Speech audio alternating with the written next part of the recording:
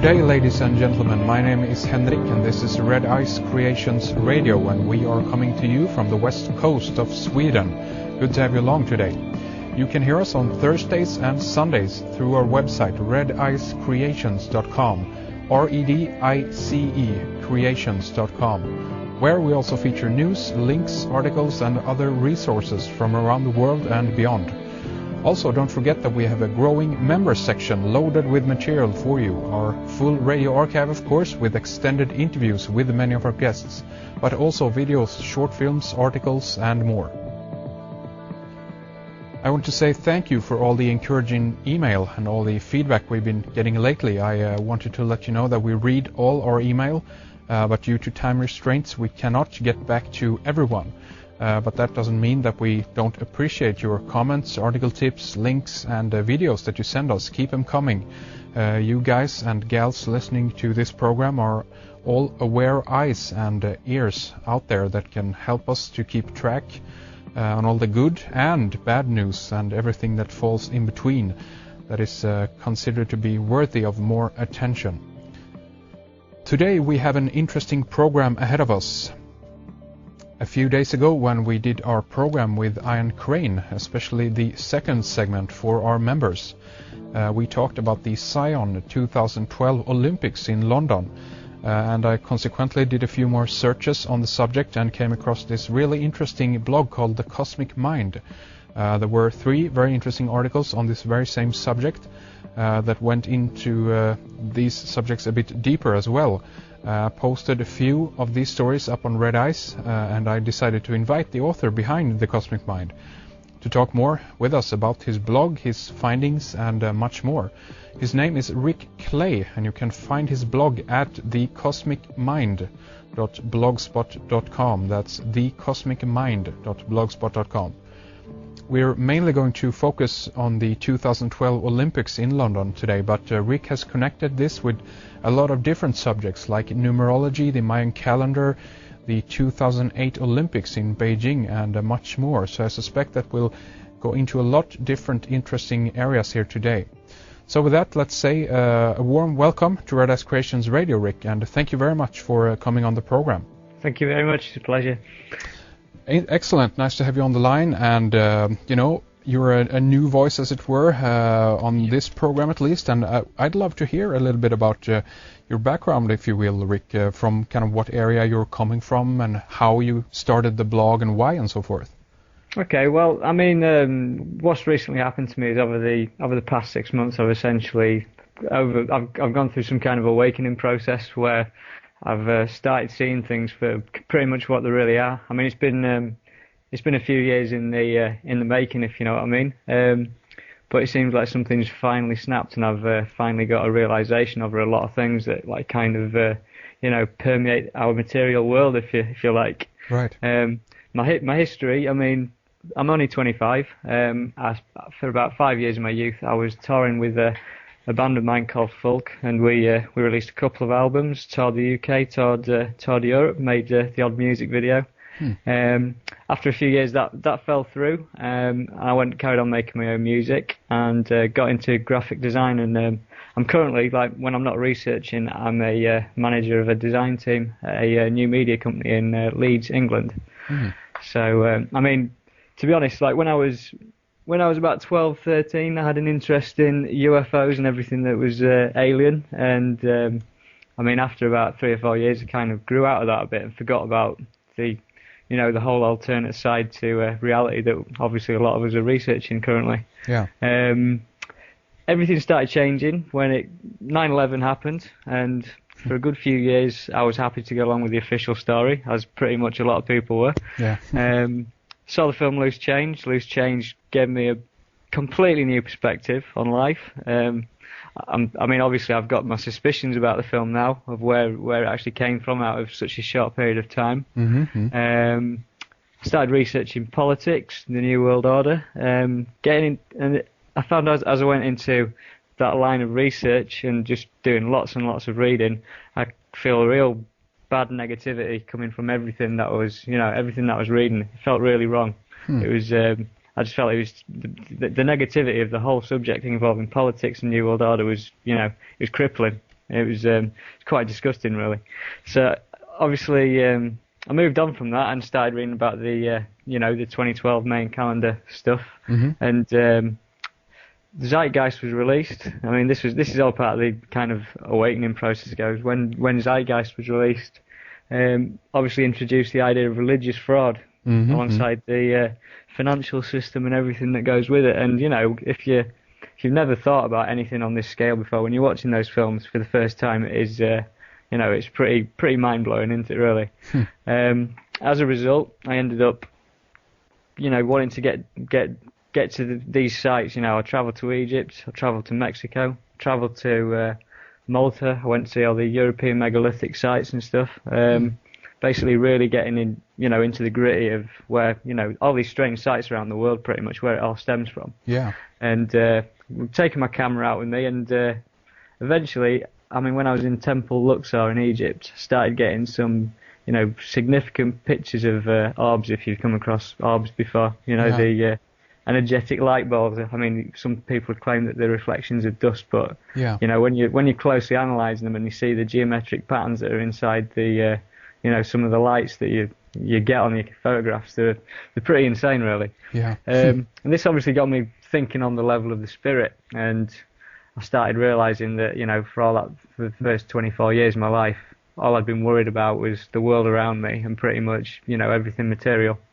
And did a bit of research and discovered Reiki. I found a lovely woman who essentially attuned me up to level 2 Reiki. And I mean, since then I've it's such a wondrous kind of energy to have to your life, like Reiki energy, and to be attuned to it is brilliant.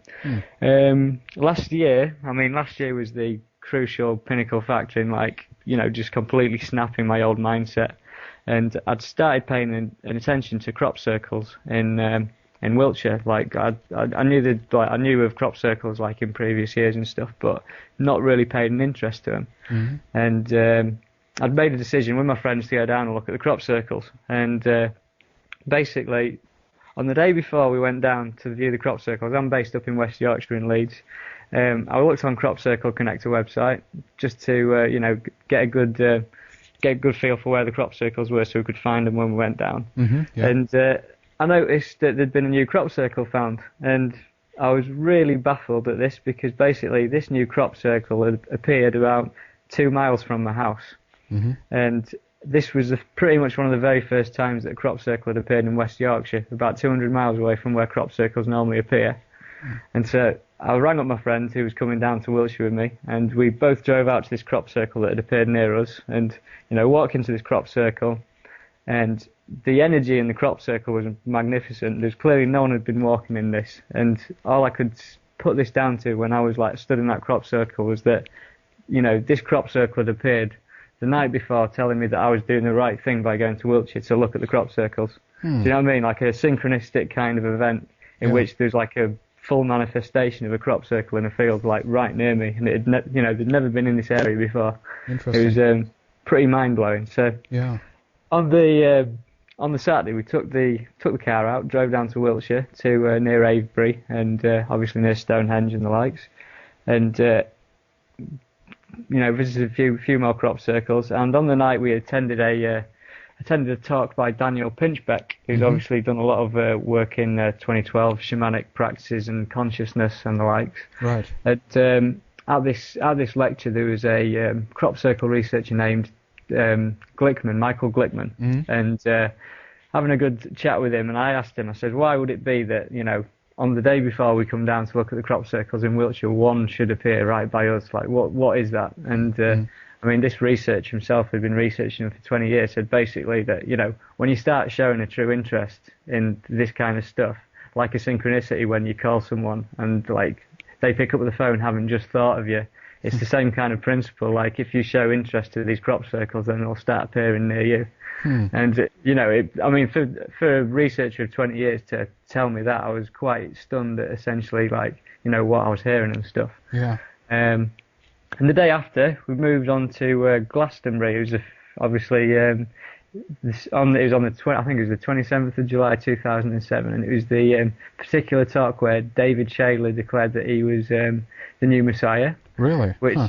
yeah, I mean, that sent ripples through me because I'd never thought I'd ever, attend a lecture in which you'd seen someone declare themselves as like the second coming of Christ, essentially. Right, It was right. pretty mind-blowing, and seeing 300 people in Glastonbury Town Hall completely outraged, emotional, crying, like going totally insane. It Sheesh.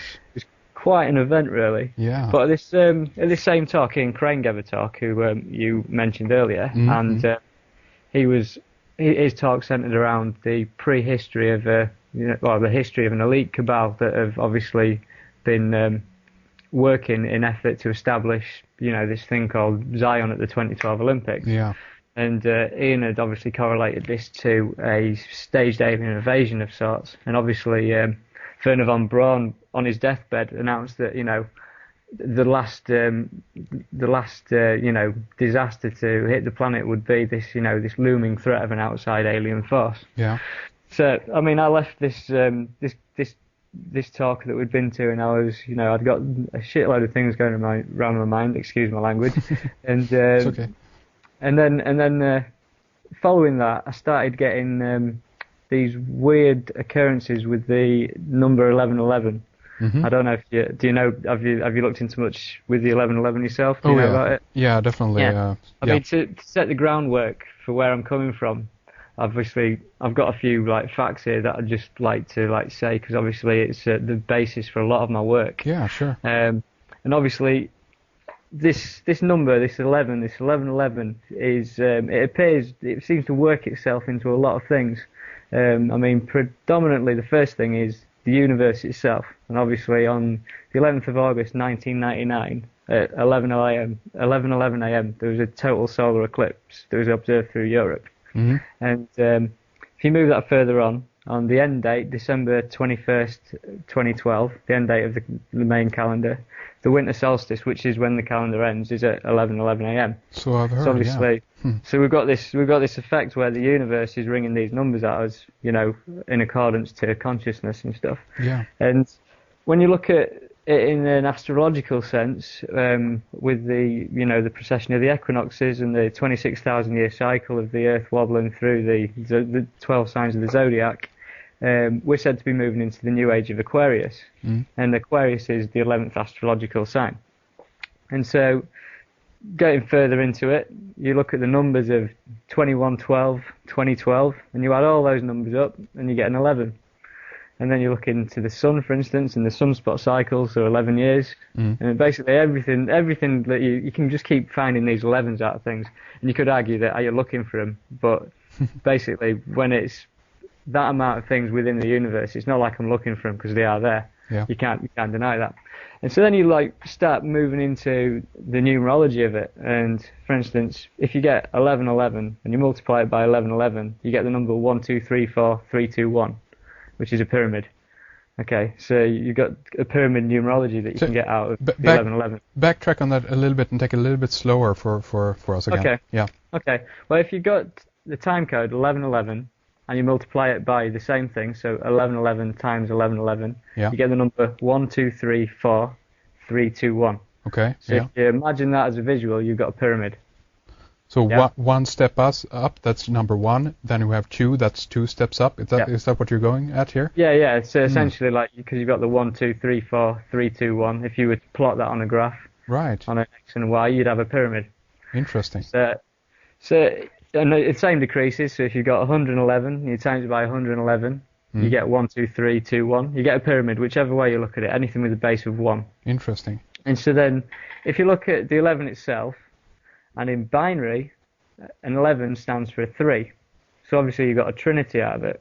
Do you know what I mean? So if you were to convert it to binary, it would mean it'd be 3. So essentially, then if you look at this idea of the trinity with it, 33rd degree Masons and the number 33 that goes around.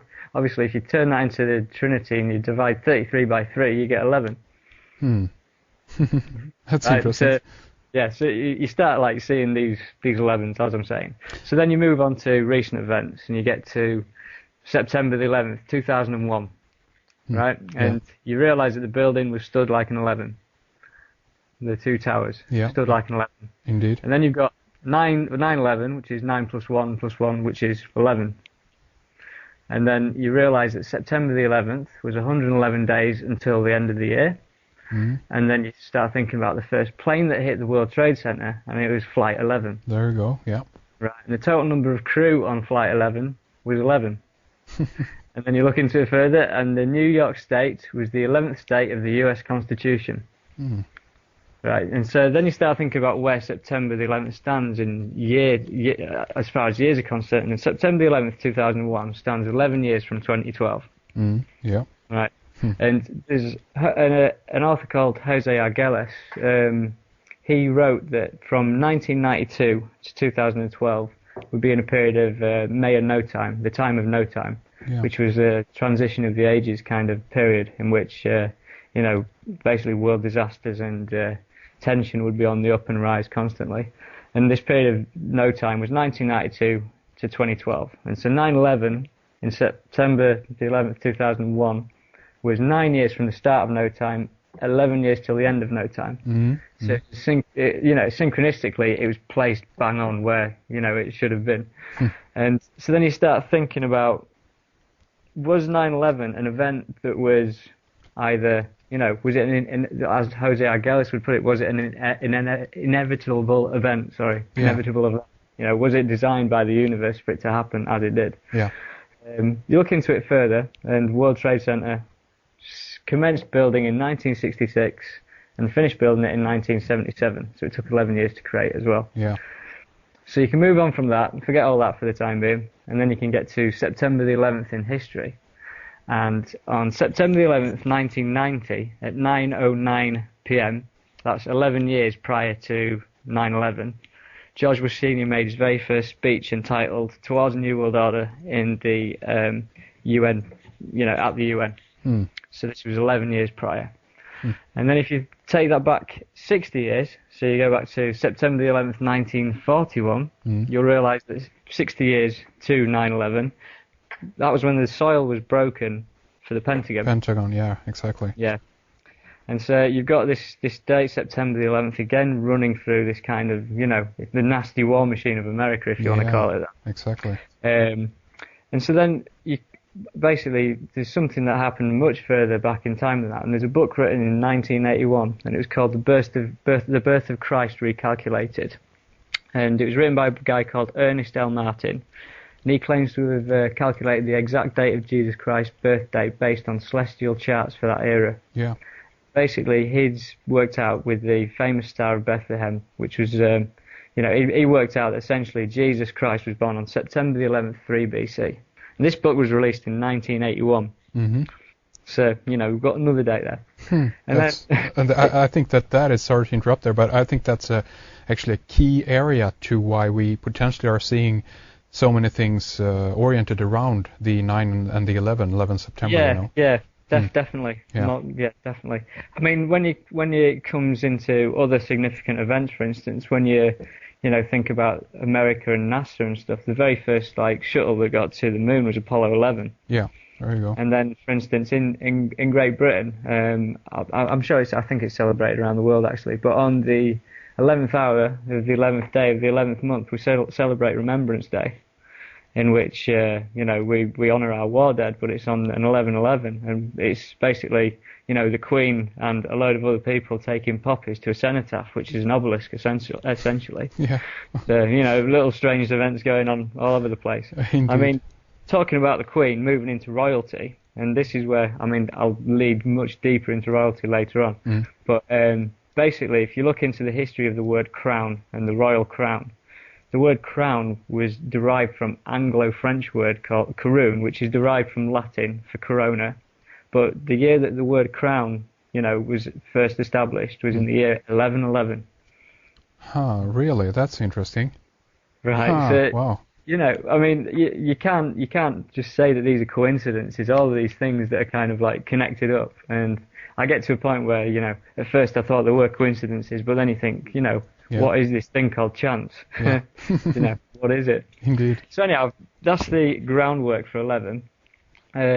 And then this is where I mean, I'd started seeing this time code 1111 on clocks and stuff, and this is when I started getting this flood of information. I don't know where I've been receiving it from, but I've been receiving it from somewhere recently. I don't know what it's all about, to be honest. But basically, sorry. Yeah, no, I just wanted to say it's interesting, and to some extent, I think that this is in a way information that wants to get out. I think it's kind of a self-containing awareness within itself, meaning that it is trying to reach out and teach us how things are interconnected. And I think that numerology and so-called coincidence or meaningful coincidence, synchronicity, is a perfect way to demonstrate to us that everything is interconnected. And I think that there are so many levels to all of this. So what we're beginning to discover are some of the most, in a way, actually obvious and very clear signs of this. But I would imagine that this is something that actually runs throughout exactly everything. If you have, basically the amount of time to study something or look at it in close enough detail. Exactly, I mean, the thing with all the 11s for me is essentially, I come from the viewpoint, I believe in a mind before matter universe. Yeah. Everything stems from consciousness. Consciousness precipitates matter, not the other way around, as scientists would have you believe it. Yeah. And I mean, the way that I can, kind of prove that to myself and hopefully to others is that, I mean, I don't mean to be crude about this, but when, for instance, a man is sleeping and he has an orgasm in the middle of the night, right, the process that has created that is not any physical action. It's all stemmed from thought. Yeah. And so if you think about that, then obviously that thought has then created the ability to create life. That's right. If you understand where I'm coming from. Oh, yeah, definitely. Exactly. It's a very good point. That for me is the proof that everything is a mind before matter universe. You can create life with thought. Yeah. So that means that everything that you're looking at essentially is consciousness. And that's my way of that's where I come from with a lot of this. And given the 11s, connected with the Pentagon and connected with the 9/11 World Trade Center disaster and everything, that to me is indicative of someone else trying to hijack consciousness. I don't know what it is, but for me there seems to be some kind of other side of things that are hijacking this number for themselves. And I'll obviously lead into that in a bit. Yeah. But basically, moving into the Olympics work, obviously, I mean, it's been bandied around the internet quite a bit, but if you shuffle the Olympics 2012 logo around, you can spell the word Zion. Indeed. And, there's a lot of stigma against the word, and, for no reason whatsoever. But obviously, Zion stands for the term New Jerusalem. Yeah. And this got me, having seen the Ian Crane speech and everything, this got me doing I had an urge to start my own research into this. I wanted to find out if what was saying could be proven, kind of thing. Yeah.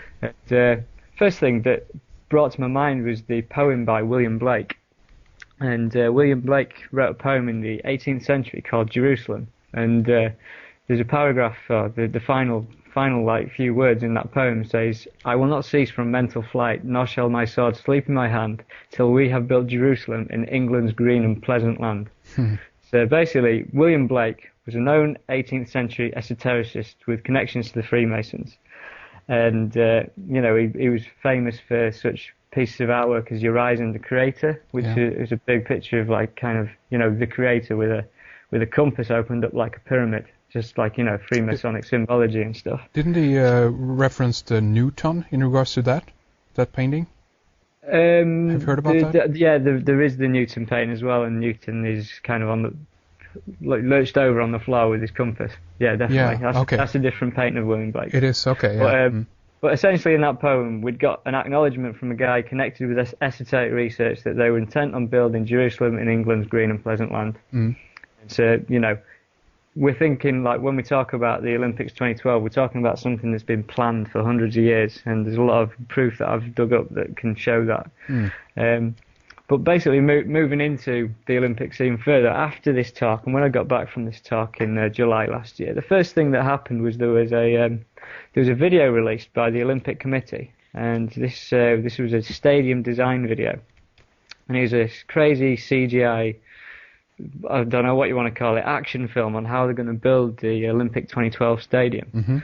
And given what Ian had spoke about with aliens and Independence Day style spaceships and stuff, this has got it all in it. Basically, within 40 seconds of this video, there's 4 chimneys that stand like an 1111, but then it moves into the most significant symbology you could ever see, with like, you know, an Independence Day style mothership for a roof, little UFOs flying all around the London Eye, and then it ends up with robotic streetwalkers in the middle of London stomping around the place, all like towards the Olympic Stadium.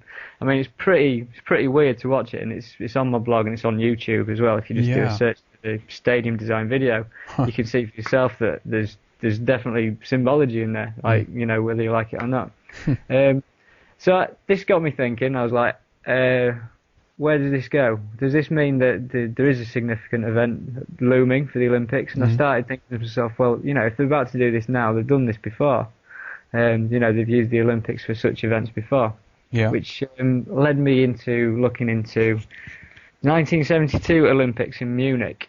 Now, funnily enough, these were the world's first stage for global terrorism. You know, the very first global, like, you know, declared as global terrorism. The first act was in the 1972 Munich Olympics. Indeed, yeah. And these Olympics, there were 11 Israelis killed. So we've got the number 11 there. And they were killed by a group called Black September, which is obviously the 9th month. So it's obviously a 9/11 you've got there. Yeah. And that particular Olympics were host to 121 countries, which is 11 times 11. So you've got a significant event there with first, like, global stage for terrorism, as it is. Yeah. And then, you know, moving on, I started thinking, well, you know, the year 1984, there's obviously Olympics in that year.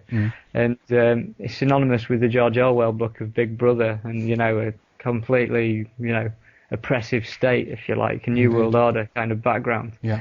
And I'd briefly remembered hearing things about a closing ceremony in the 1984 Olympics, and did some rooting around on the internet, and obviously came across a video. In the 1984 Olympics, which were held in Los Angeles, they closed the ceremony, and the audience didn't even expect this, because most of the audience thought it was real at the time.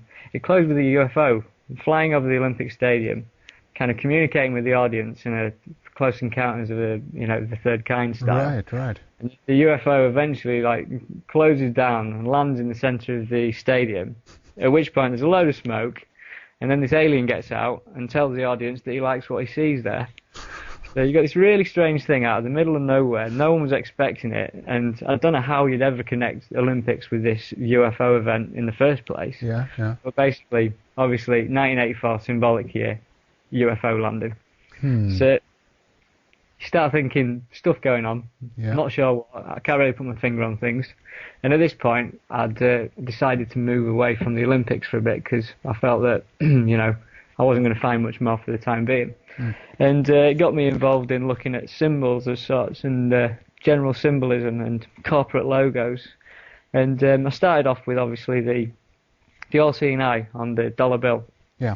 And if you notice, with the all-seeing eye on the dollar bill, on the particular side that it's on, it's the only note that it appears on in America, and there's 4 ones on it, and they ring out 1111 either side of the dollar bill. Indeed, yeah. You got the same thing again. And I was looking at that, and basically started comparing it to other, you know, American institutions, looking it through, you know, the FBI logo, the CIA logo, every single one of them. You can essentially kind of draw out the pyramid without the capstone, and have an eye in the centre. You know, the same geometrics work in a lot of the, you know, the official, like, institutions of America. Yeah.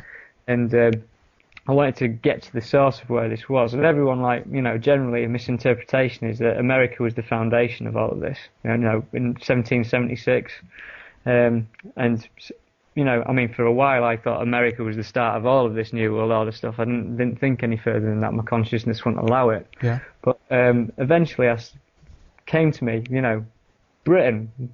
Obviously, the British founded America. Yeah.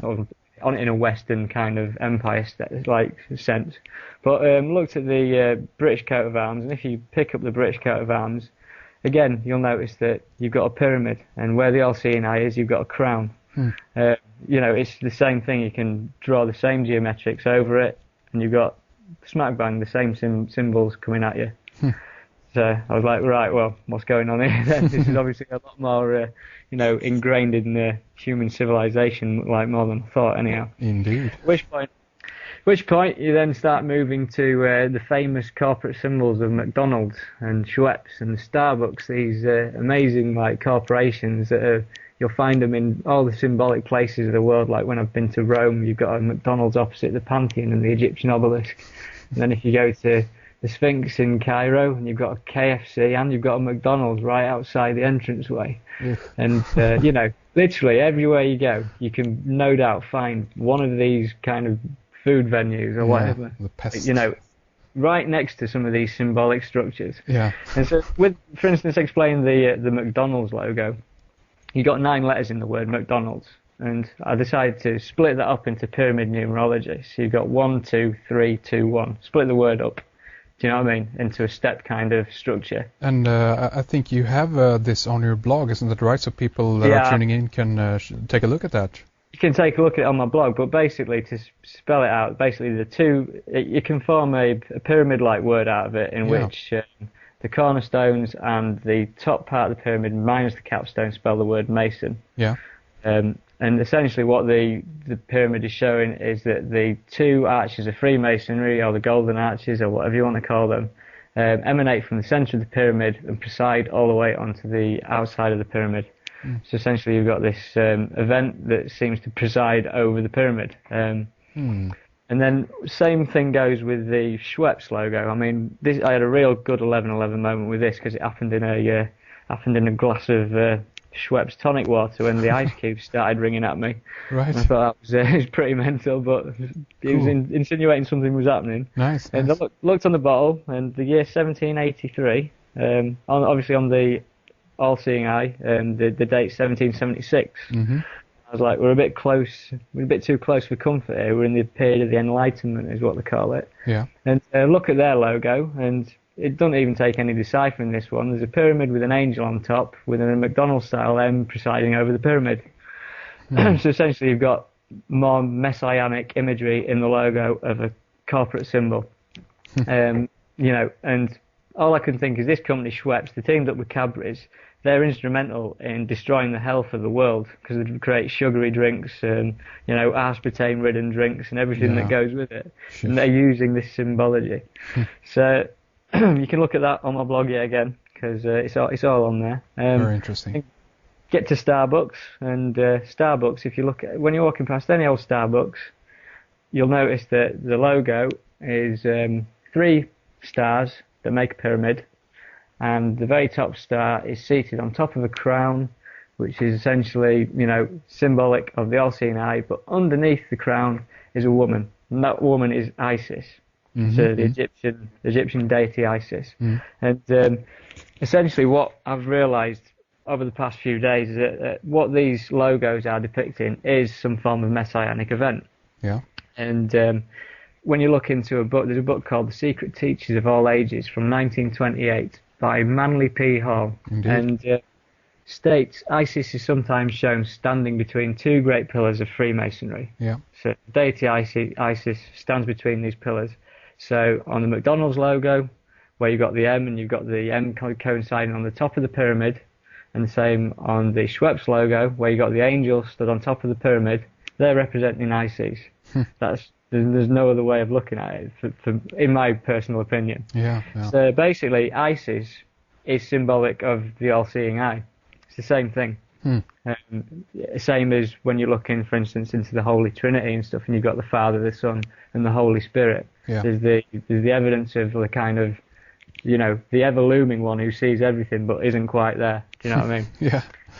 So anyhow, this occult symbolism, it works on a dual level. Like optical illusions, for instance, you can now look at a picture and do you see the old woman or do you see the young woman? Yeah. It's got the duality, same as everything else when it comes down to religion. Yeah. Most people are attuned to see one thing, but it actually means another thing as well. But it depends which version you want to go with.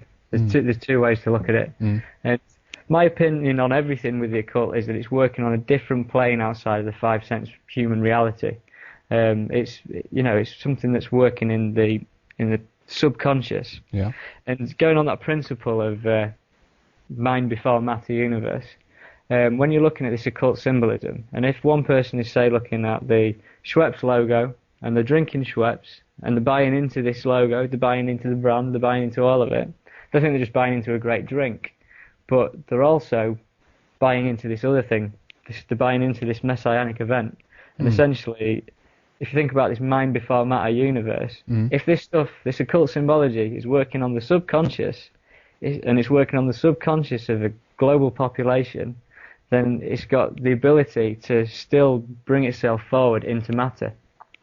Do you know what I mean? So it's what you're saying is that with the help of all these knowing people, so to speak, this is propelled forward. Is that what you're saying? Yeah. For instance, like when someone goes to a McDonald's and they're buying into the McDonald's, how clever they got that anyhow. Right.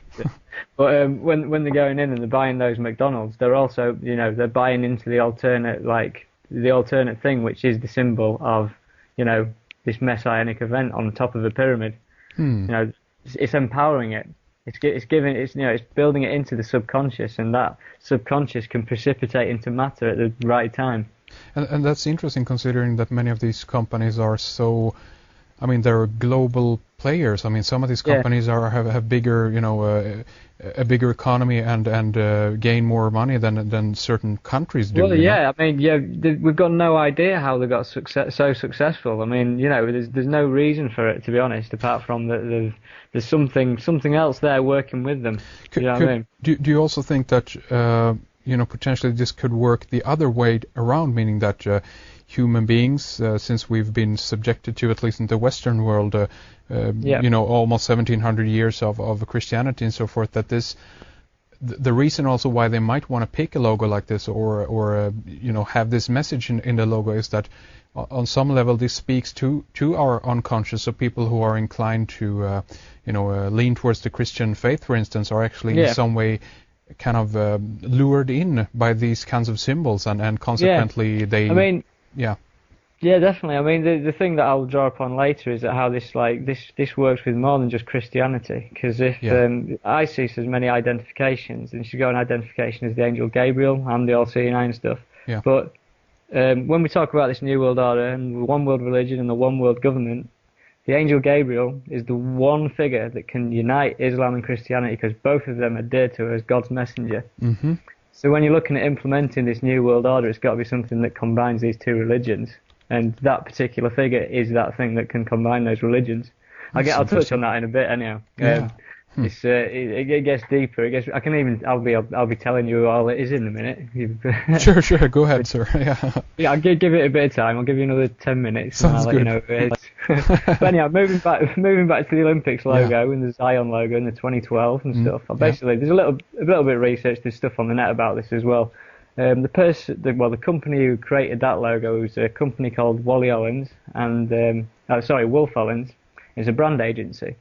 And this brand agency was set up by a chap called Wally Ollins, and this man was responsible for branding corporate Europe. So basically, GE Capital, all these logos that have kind of, sunk into the subconscious of sorts, these are all created by this man called Wally Ollins, who created the 2012 logo as well. And it turns out his dad was a Freemason.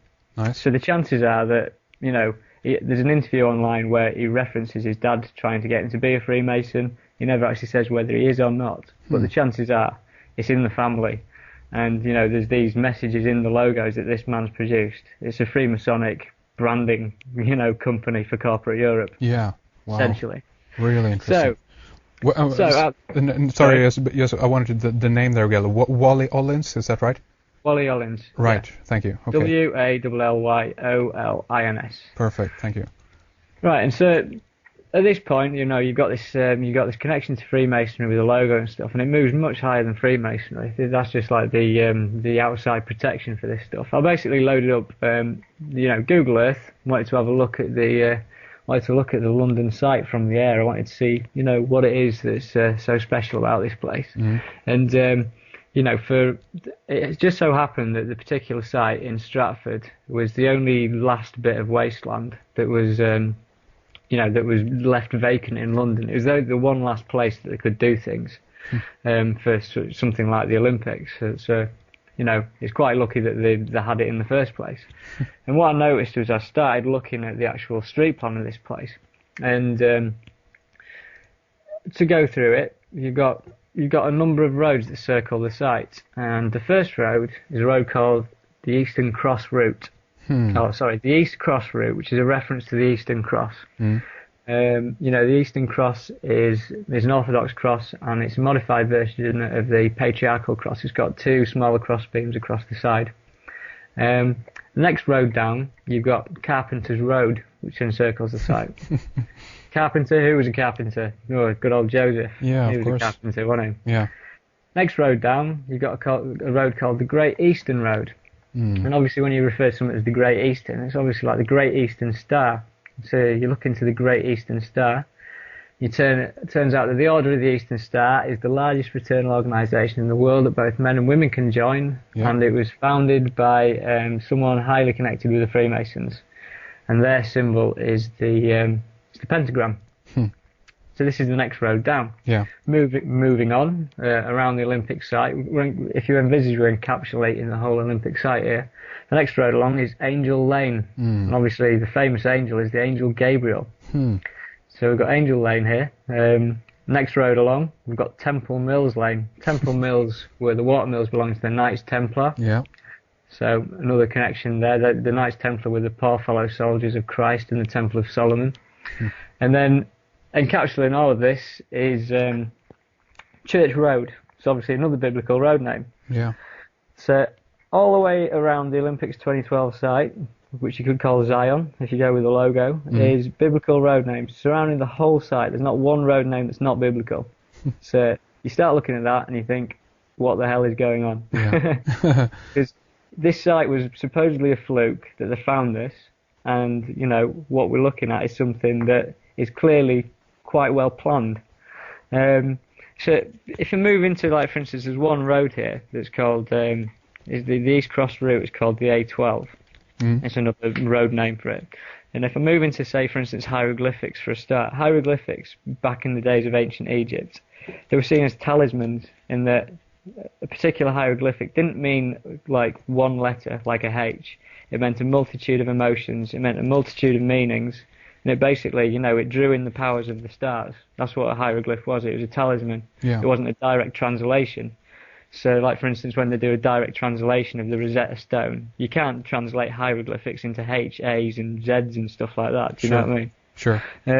So basically, if you think of this idea of hieroglyphics as talismans, power of the stars embedded in this symbol, if you want to call it that, and then everyone assumes that the English language moved on from that, and that our letters just meant letters, just to spell words out, and that there weren't symbols at all. But the fact is that if you look into the idea that the power control in Egypt never died out, and they've been endemic to the power structure from the very start, the letters on the English alphabet are just as much hieroglyphs as the hieroglyphics were, the talismans. I agree, so yeah. If you look at the letter A, for instance, you've got a pyramid with a capstone, a capital letter A. Yeah. And then if you look at an S, you've got a snake. And then if you've got like a dollar sign, you've got a snake rising up what could be a kundalini or, a DNA coil, whatever you want to call it. Yeah. But basically these letters have got meanings behind them. And so this main road that cuts through the Olympics 2012 site, which is called the East Cross Road, is also known as the A12 Road. Now there's hundreds of A roads in Britain. And so what are the chances that of all the roads that cross through it were an A12 road, a Pyramid 12 road? Do you see where I'm coming from with it? Oh, yeah, absolutely. Yeah. Very interesting. It's pretty strange that one road, this is what I'm saying, coincidence is this load of rubbish that this is coincidence. It's not coincidence whatsoever. No. And then you look into the situation of where it's situated in London and Eastern London, and you'll find that it's in two areas. It's separated between Leighton and Leytonstone. And I don't know if you're aware of what a ley line is, but basically... Of course, yeah. Yeah, if you look into this, the Olympic site is bang on where two lane lines cross over. So we're on about something that's connected to the energy grid of, the world, like the lifeblood of the earth, if you want to call it that. Nice. Interestingly enough, before when they commenced work on the Olympics 2012 site as well, I mean, I got this information off a chap on a message board, but he basically said that they'd organised a massive rave on the Olympic 2012 site, in which no doubt there's a lot of government-sponsored drugs out there and a lot of energy being given off. And if you think about these energy lines, and they're inviting people to have raves on these sites, alongside holding some of the biggest like competitions in the world ever, think about what's happening with all that energy. Where is that going? It's probably being fed into the system somewhere, and I think that's. I mean, there's a lot of for instance, as far as UFOs are concerned and stuff like that. If you look into UFO sightings and stuff, a lot of them can be attributed to being near ley lines and stuff. Because obviously, a UFO isn't necessarily something that's definitely fixed in our particular 3D world. Something that could be obviously of another dimension of sorts. Yeah. But basically, like, you've got this Zion street map that's fully biblical in every way, and you then decide. Well, I decided to pick up the Bible. I don't normally pick up the Bible. I'm not that type of person, but basically picked up and went to the Book of Mark, and I decided to go to the chapter 11, verse 11. The old 11:11. Yeah. We got this passage here. Then Jesus went into Jerusalem and into the temple and looked around at everything. Since it was already late, he went out with his 12 disciples to Bethany. So we've got a mention of Jesus entering Jerusalem. Yeah. Which is obviously Zion's the New Jerusalem. And it says that since it was already late, he went out with his 12 disciples to Bethany. Right next to the Olympics 2012 site, down a Roman road, is a place called Bethnal Green. Bethnal Green, Bethany, sounds the same, pretty close, not too far off. Yeah. Bethnal Green is 3.3 miles, 33 degree Masons and everything, 3.3 miles from Charing Cross, the centre of London. Yeah. So symbolic again, numerology and everything that goes with it. Of course, and I don't know if you've heard, but if we look at the research of Ralph Ellis, he talks that Mary Magdalene might have been Mary of Bethany. There's a whole connection between Bethany and the family of Jesus, if you will, or Interesting. Yeah, well, I mean, with the whole idea of the Dan Brown bloodline and the Priory of Sion and stuff like that. Yeah. That's I mean, I'll get onto that shortly, but that's all part of the plan. That's all part of what's intended here. They wanted to unseed the public with the idea that there's a lost bloodline of Jesus Christ. Yeah, yeah. Which is, pretty scary. To top it off, but on a funny note, have you heard of EastEnders before? Come again? Say it again. EastEnders, the English soap opera. No, I have not. No. No, right. It's a popular thing that most of, I'd say 90% of the population probably watch it. Unfortunately, really? It's most typical soap operas, and if you watch the intro sequence to that. Basically, behind the EastEnders logo, where on this intro sequence, is the Olympics 2012 site. So basically, this thing that's making everyone forget about what's going on around them, that's distracting them, providing them with rubbish stories and terrible plot lines and everything, stopping people from thinking, is symbolically showing this area on the TV screen every night of the week. Interesting. Quite Very weird. Interesting. Yeah. So, I mean, now I can get onto. I think I've set a good standing for this whole idea of Zion and this biblical event of sorts. You know what I think we should do like this, Rik? I think that we should take a break right here, actually, because this has been basically an hour-long preface here, and obviously I've got tons of questions and comments, but I definitely want to just let you kind of lay out what you have here, so to speak, and we can analyze that later on. But I think that we should take a little break and then continue in our members section and talk more about this, because I know that there's tons more to talk about regarding this. What do you think? Yeah. So what do you think, Rik? Is that a good idea? That's fine. That's brilliant. Let's do like this before here, though. That as we mentioned, we've kind of set the preface here, and we're going to really get into the juicy stuff here more in the member section. But I want to finish off with you telling us a little bit more about your blog, and also let me know if you have any ideas so far to put this into another form, a DVD, a book, because obviously there's a lot of material here. Any ideas about that? Well, I was only thinking about this the other day, because obviously a blog is a limited way to get the information out. I mean, as far as I'm concerned, my my full kind of ideology is that everything that I'm doing is going to be free. I don't believe in charging for anything. Yeah. Because, you know, this capitalist system that's fallen down around our necks, you know, I know I haven't got any explanation as to what can replace that, but I'm certainly not, you know, intent on, you know, distributing my work in any other way apart from freely.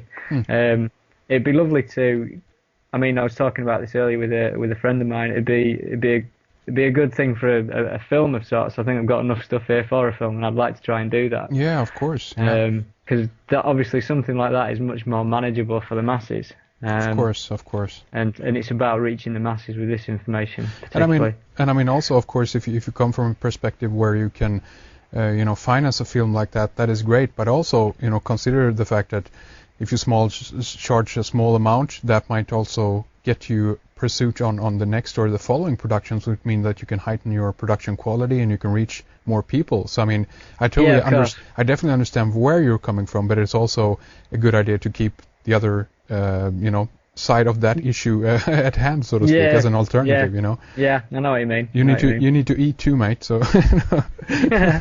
I need to think a lot about this stuff, really. I do too much thinking as it is, to be honest. But I'm sick of thinking.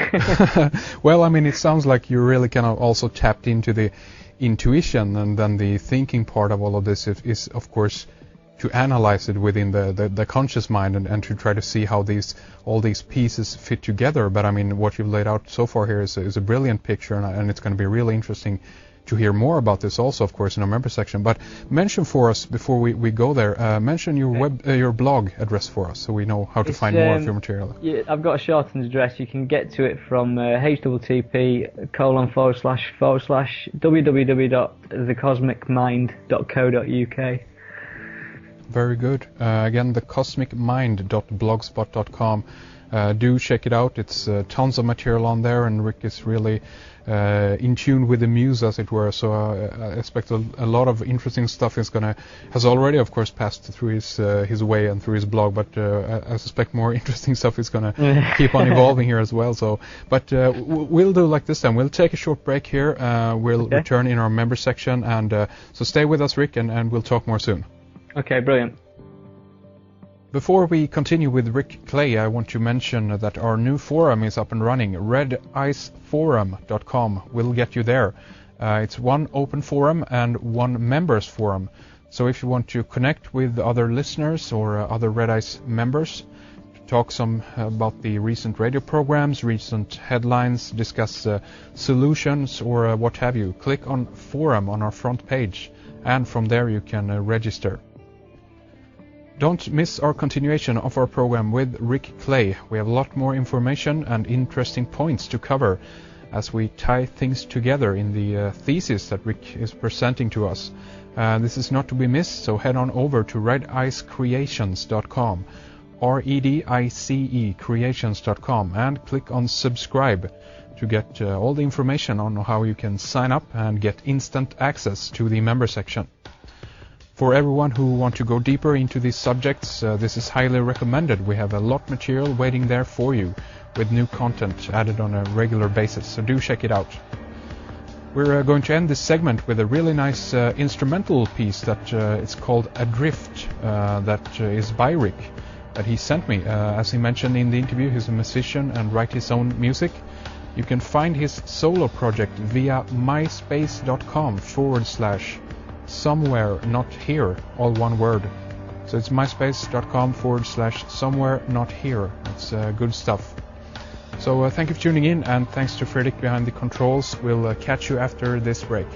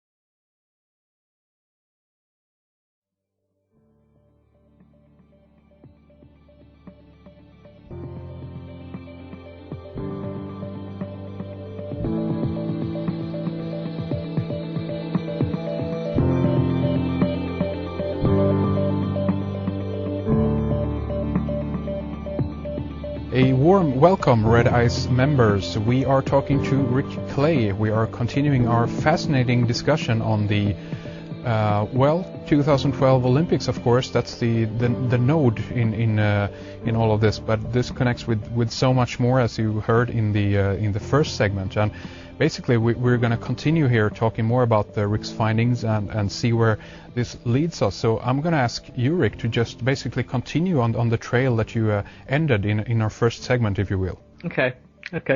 Right, well, obviously we've laid out a ground plan with a street map of, the Zion Olympics in 2012, like biblical road names left, right and centre, symbology and symbols and everything, it's all over the place. So I sat down and I started thinking to myself, so what is going to happen? Obviously this is something that's clearly been in the making for, I'd presume that those roads have been named them roads for over 100 years, because the street map hasn't changed in that time. And so what I started looking into was the idea of the Trinity, because obviously the pyramid numerology and everything gets involved in all of this, and obviously I think there's a lot to be answered for in there. And so obviously the precession of the equinoxes is a 26,000 year cycle, in which a roughly 26,000 year cycle, and takes just over 2,000 years to transition into a new age. Obviously 26,000 years through 12 signs of the zodiac, and that's about 2,100 for a new age. And obviously with the dawn of Christianity under Jesus, we entered the age of Pisces, which was symbolized by a fish. And prior to that, under the age of Aries, we were symbolically represented with Moses in his ram's horn. So, and we're reportedly moving into the 11th astrological sign of Aquarius, which is the water bearer. And so you start looking into religion as a whole, and you realise that every time that there's, one of these kind of transition of the ages, if you want to call it that, there's almost like a new Trinity event, which finds itself, radically shaping the landscape. So, for instance, the last Trinity event we had essentially was the Jesus, Joseph, and Mary, who had been touched by the angel Gabriel Trinity. And obviously, in Christianity as a whole, you've got the Holy Trinity, which is the Father, the Son, and the Holy Spirit, which is symbolic again for the angel Gabriel.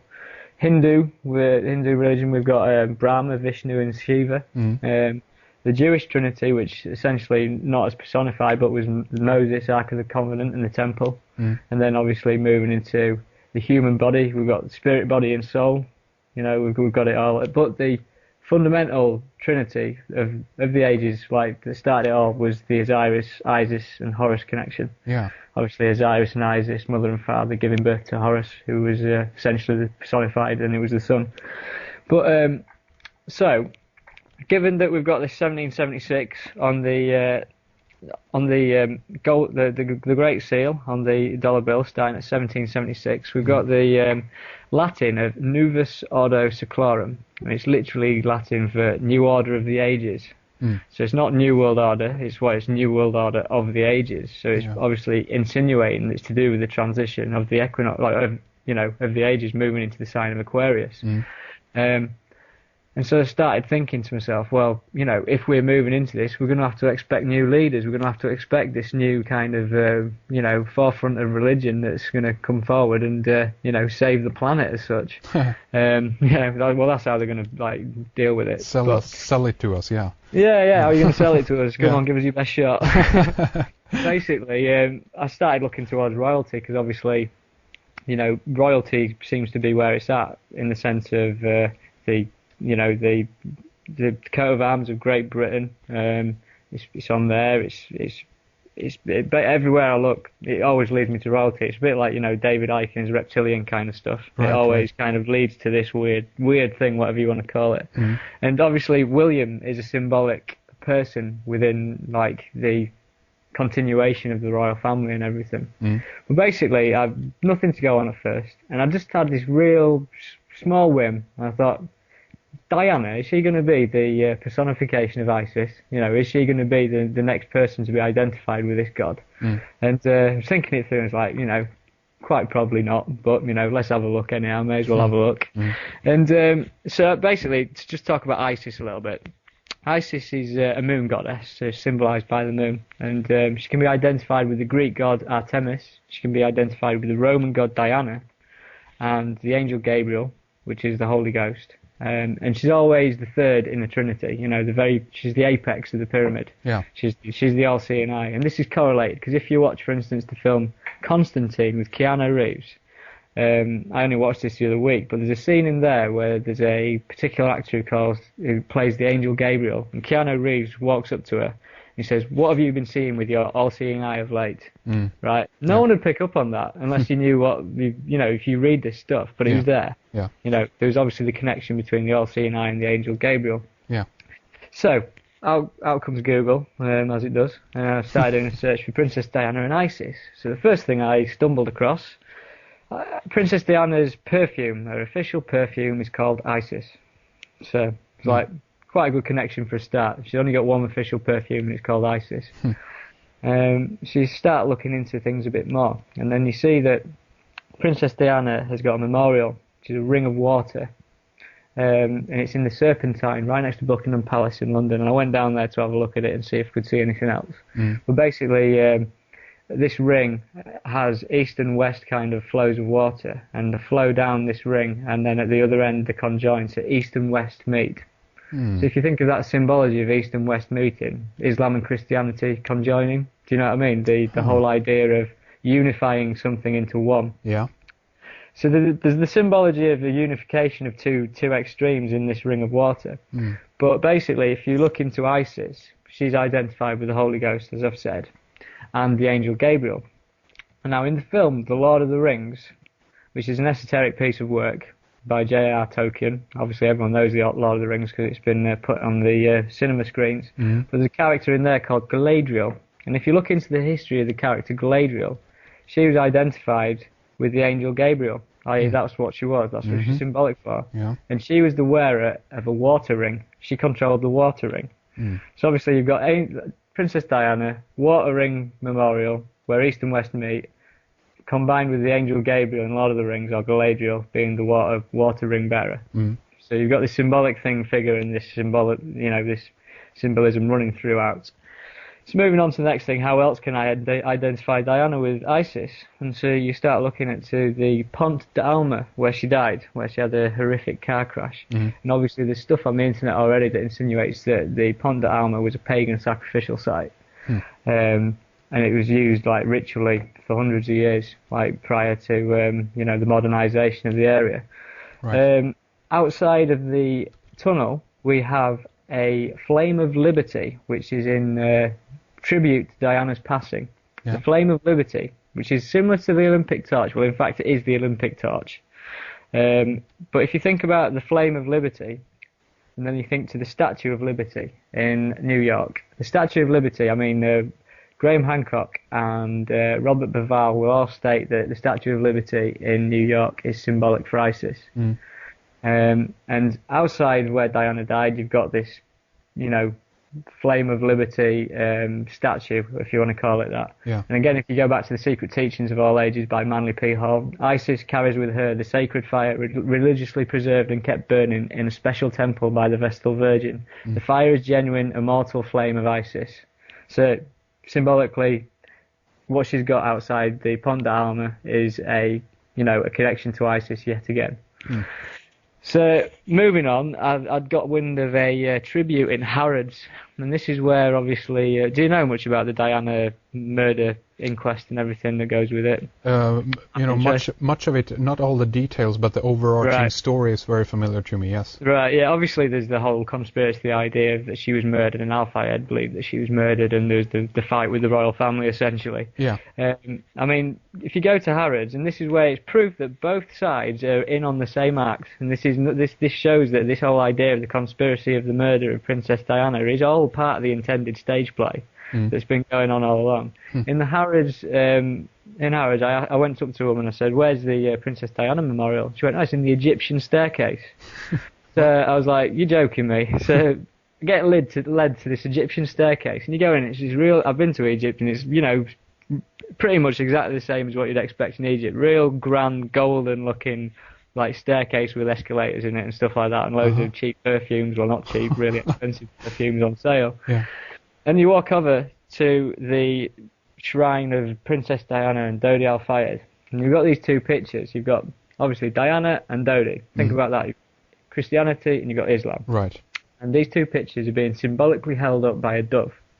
And the dove is also attributed to the Holy Ghost, which is the same thing as the angel Gabriel and everything else that goes with it. So you've got symbology there. Below these two photographs, you've got a pyramid, all right, a 3D pyramid with a time glass in it.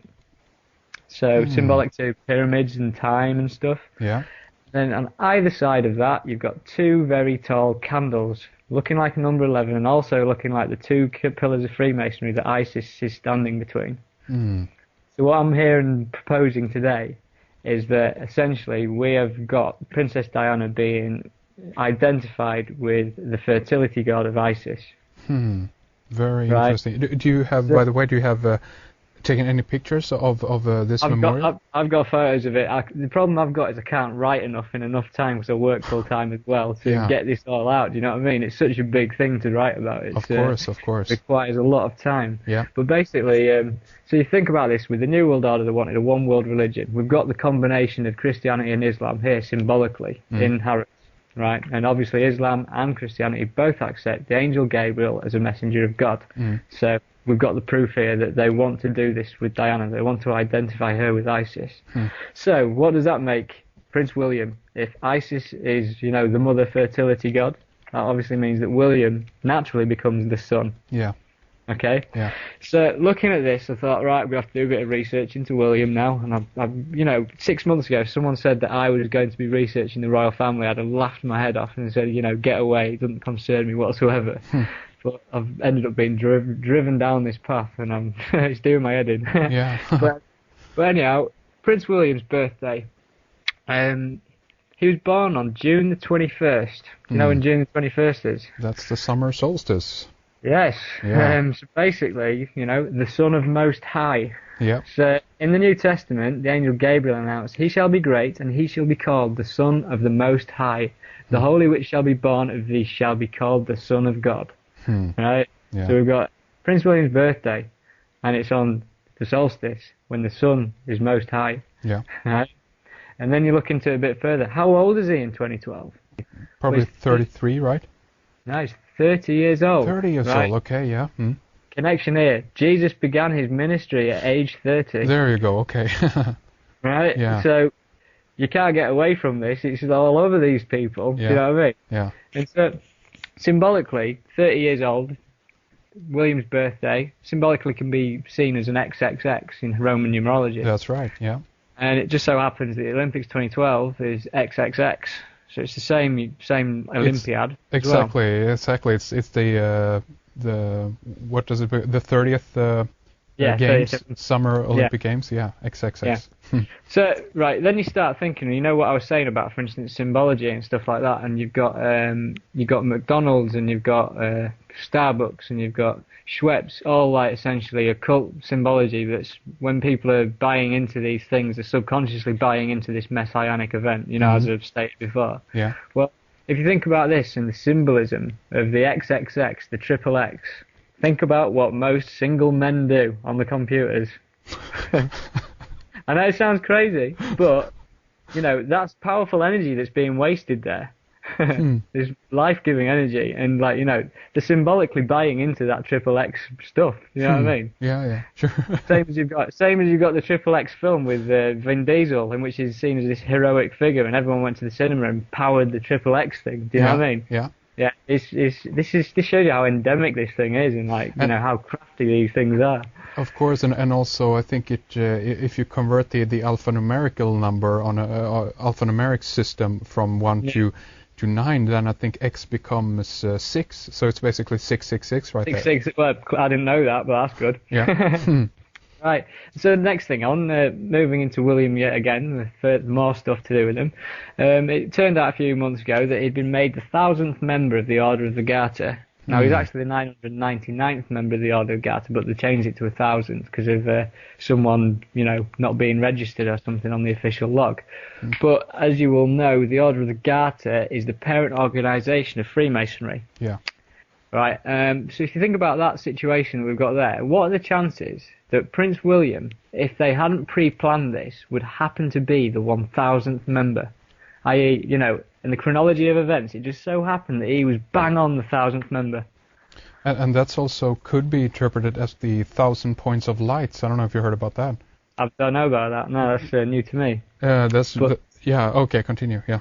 Yeah, but do you know what I mean? It's quite a hard coincidence to fall upon that it'd be the 1,000th member in as it happens. Of course. But then go on further on again. Did you come across the Prince William received his wings news all over Sky News and stuff recently? I don't know if you came across that. Basically, he's been in the RAF. He's been doing his duties, and there's all the RAF symbolism flying everywhere at the moment. They're trying to get everyone into the armed forces by giving everyone a bank holiday for Armed Forces Day. You know what I mean? Let's keep the war going, guys. Yeah. But essentially, with the RAF, he said he received his wings. And if you look at the symbolism of the RAF wings and the RAF, basically, when you don't have your wings, the RAF the logo is the RAF in a circle of I can't remember the name for it, a wreath, like a circle wreath. Okay, yeah. So if you imagine that as the Egyptian sun disk for Horus, and then when all of a sudden they say he's got his wings, they put these wings on the RAF sun disk, and it makes it exactly the same as the Horus sun disk with wings.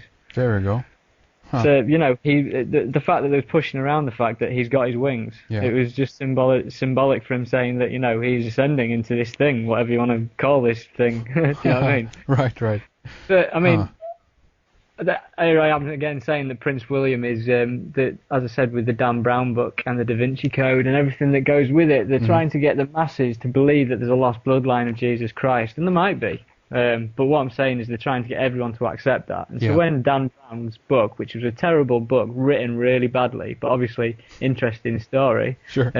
When everyone from, like your 60-year-old woman who doesn't get out much to your Benidorm crew or whatever in Spain, when they were all running around reading this book, going on about it, they were all having the seed implanted in their head that there's a lost bloodline to Jesus Christ. Yeah.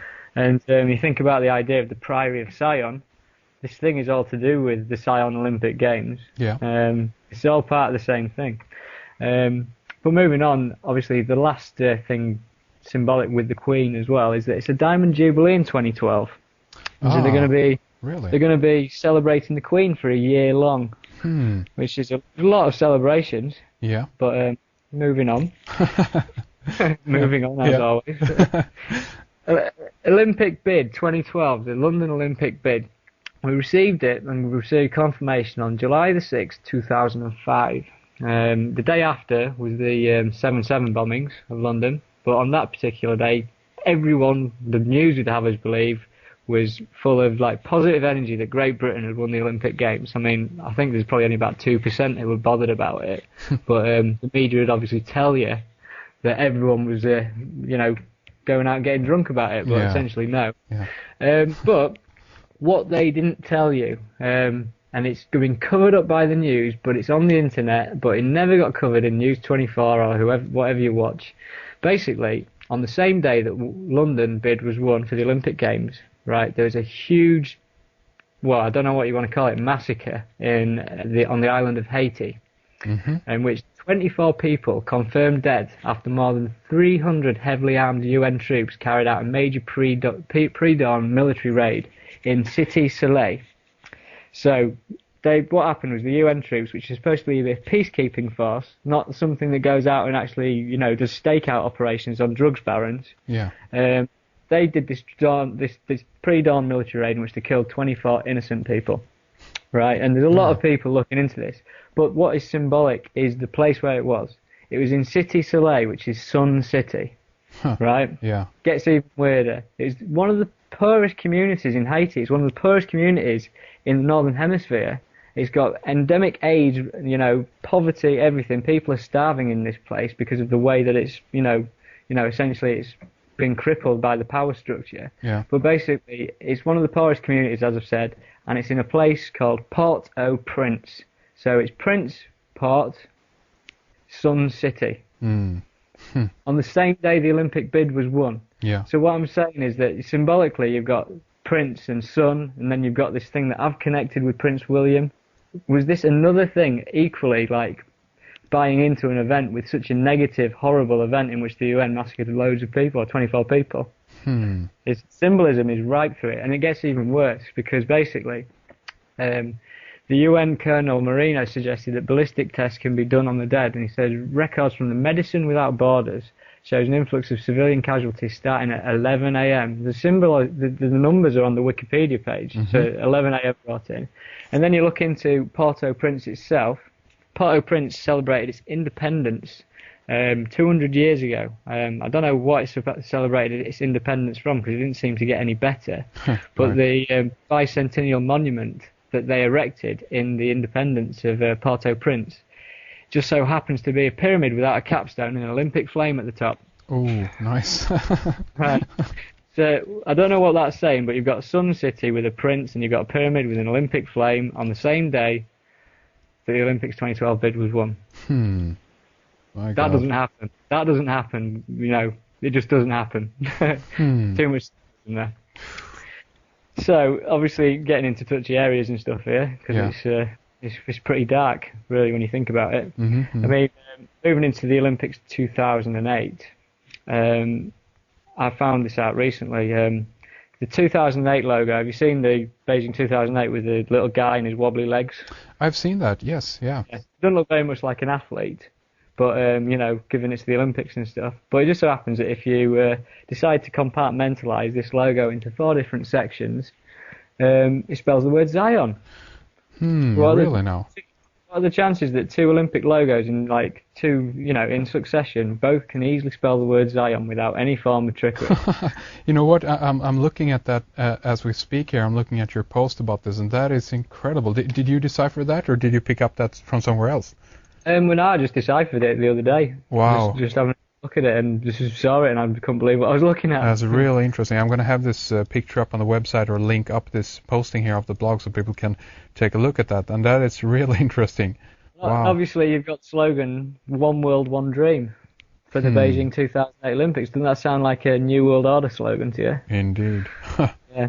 And so anyhow, this goes on further because there's more symbolism to do with the Olympics 2008. Yeah.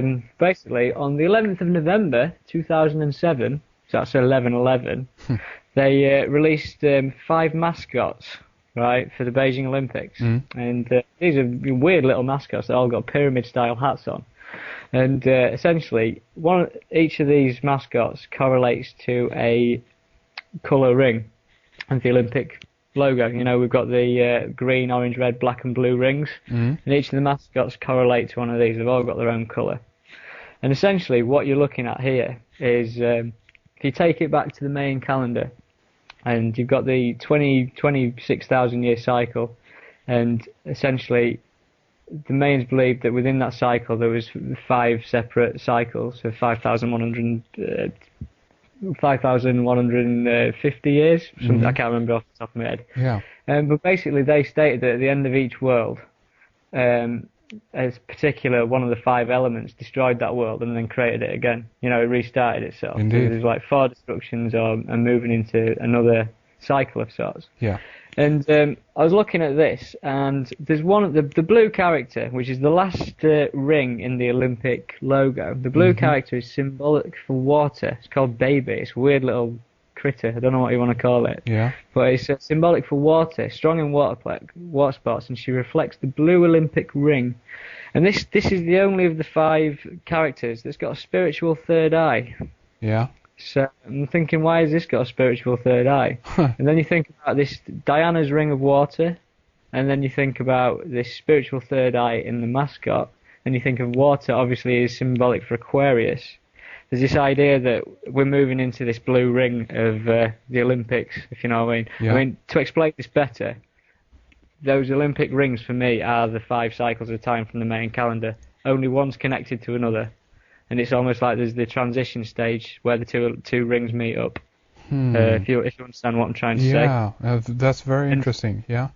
And so when, for instance, you've got a set of films like by J.R. Tolkien, the Lord of the Rings, what it really means is the Lord of the Cycles of Time. Yeah.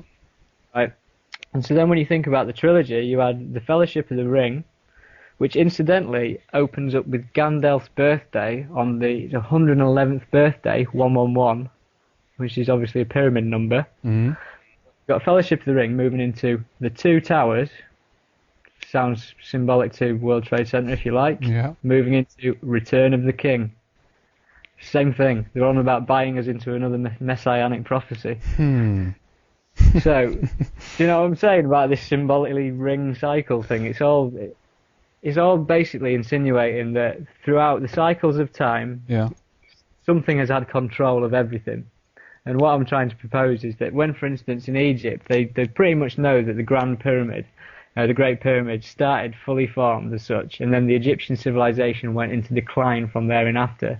All the pyramids that followed it were in like disrepair. They don't stand the test of time, if you know what I mean. Yeah. And obviously, everyone believes that preceding or before that, there was obviously the Great Flood of sorts. Potential like the Great Flood, which essentially came after the destruction of Atlantis. So what I don't know too much about Atlantis myself, except it's supposed to be a highly technological, civilization of sorts. Indeed. But if you think about these cycles of time, Atlantis was destroyed. The same power structure, whatever, managed to survive it anyhow because they had the technology to survive it, and then they restarted again straight with the pyramid back into the next cycle. Well, there you go, and I think that's an extremely interesting point because to some extent we can say that we are in kind of that technological advancement, as it were, right now, and we're also kind of approaching it. It's the speed up of the thing, and it's like, we're going to be like at the peak of our civilization, as it were, whatever we want to call it. And I think basically at the same time as everything is, the technological singularity, call it what you will, this kind of the high point of our achievement. At the same time that we actually reach that pinnacle, we could potentially also kind of fall again, so to speak. And this could be a moment, and this might where we'll be around 2012. I don't know. Yeah. Where I can take this now after this. I've covered the cycles. I could pretty much tell you what the religion of the New World Order is as well. Okay. If you want to know that, I'd love to. Share with us, please. Well, basically, if you're reading Revelations, chapter 11, verse 12. Now a great sign appeared in heaven: a woman clothed with the sun and the moon under her feet. Remember the moon because that's symbolised with Isis. And on her head a garland of 12 stars, like the 12 stars of the EU flag. But basically, in Revelations, it refers to the breaking of the 7 seals. Right. In the main prophecies for Chilam, a high priest, in 1560, there was a prophecy written about the arrival of Christianity and the arrival. This was like the end of the Mayan calendar prophecies of sorts. And he said, "There the masters of our souls arrived. There the counties were distributed to their chiefs. There we began to learn the holy faith. There water began to enter our heads. There were laid the foundations of the high church, the palace of God. There the principle of the 7 sacraments were founded." So 7 again, 7 seals in Revelation, 7 sacraments in the main prophecies. And I do Reiki, so I know what the 7 of, and the 7 chakras. 7 sacraments, 7 chakras, same word, same thing to me. Yeah. And as a confirmation of that, on my blog, there's some more deciphering of imagery. And if you have an issue of the UK passport from 1998, I think that's when mine was issued, there's an image of the rose, the thistle, and the daffodil, which are the flowers of England, Scotland, and Wales. But as I've said, these images have 2 meanings, and they have they have a duality. And this image that no one knows what it is, it's on a page called Reserved for Observations Only, with a number 11 on the page. It's basically showing a diagram of the chakra system. And you can correlate that because basically the heart chakra lines up with an image of a heart, and the solar plexus chakra aligns up with an image of a sun. So basically you've got this thing, but even more concerning, or not concerning, on the root chakra and the crown chakra, it's signed with a inverted pentagram. Mm-hmm. Really? So so you think about that, there's an inverted pentagram on your crown chakra and your root chakra. Now, I don't know what that's symbolically saying, but it's obviously involving spiritualism. Yeah. And if this is in the UK passport, I mean, it's beyond me that our government have ever acknowledged the chakras. I've never known that in my entire life. Yeah. But as a further proof to the New World Order religion is going to be based on spirituality, the Tibetan flag. I don't know if you've seen this. I've recently picked this up myself because of all the kerfuffle with the Olympic torch and the Dalai Lama and everything. Yeah. Basically, it's become pretty apparent that the Free Tibet movement was funded by the CIA. Because it was a way to rise up against China. But essentially, like, ignoring that, if you look at the Tibetan Buddhist flag, or the Tibetan flag that they used from 1912 to 1950, which is banned by China now, if you look at that, it depicts what is a mountain, but it's not a mountain, it's a pyramid. And at the top of the pyramid is a sun. Right? So essentially you've got a pyramid with an all-seeing eye on the banned Tibetan flag that the Tibetan Buddhists used to represent themselves. So what is that saying about Tibet in 1912 to 1950 when they used that flag? It's almost like it's a blueprint for, the New World Order's religion of sorts, based on meditation, spirituality, chakras, and, all that goes with it. I mean, I'm looking at a picture of the Tibetan flag right now, and even the fact that there's two, lions, if you will, that is holding up the eternal flame, and even the word itself, if you look at pyramidion or pyramidos, I should say, that's basically fire in the middle. So I mean, they give you the hint right there that this is a pyramid, and then you have the sun in the backdrop. I mean, it's incredible. Yeah. Yeah. You see what I'm saying? Yeah, of course. Yeah. So you've got this thing, and I've got a recent picture of the Dalai Lama sat giving a press conference, and his head was aligned perfectly with the back of that sun. And this is what I'm trying. This is where I'm moving to some weird stuff, because obviously this New World Order religion is basically still sun worship, but it's based on spiritual sun worship. It's going to combine Islam and Christianity, and it's through the emergence of Isis and the resurrection of a sun god. This is how it's going to happen. Yeah. But the thing is, obviously, New Age talk, conspiracy theories, and all of this stuff that's put out there, these are low-level distractions and stuff. And obviously, the New Age spirituality movement, it's not a bad thing in itself, but essentially, if you look at where it probably started from something very different to what we expect. Do you know what I mean? This whole moving into the age of Aquarius and the whole New Age stuff. Well, of course. I mean, from my point of view, at least at this point, from what I've picked up on so far, this is the reason also for why they are reverting back to all of these, esoteric, some would say even pagan if they come from a Christian background, what have you. But the reason for it is that I think that there is a spiritual truth in many of the methods, so to speak, that they actually use to control people, meaning that there actually is something real to this. And they have known this for a very long time, but they consequently either manipulate people in the other direction, and consequently say that that's all bollocks, don't look at that. We have your religion right here for you. We call it Christianity, what have you. And I consider many of the religions that we have around today basically is a reformation from the oldest ancient religions, going back to the ancient world of Cana, Egypt, what have you, And it doesn't matter in what package they sell it to us. If you're smart enough, you're going to be able to see through that.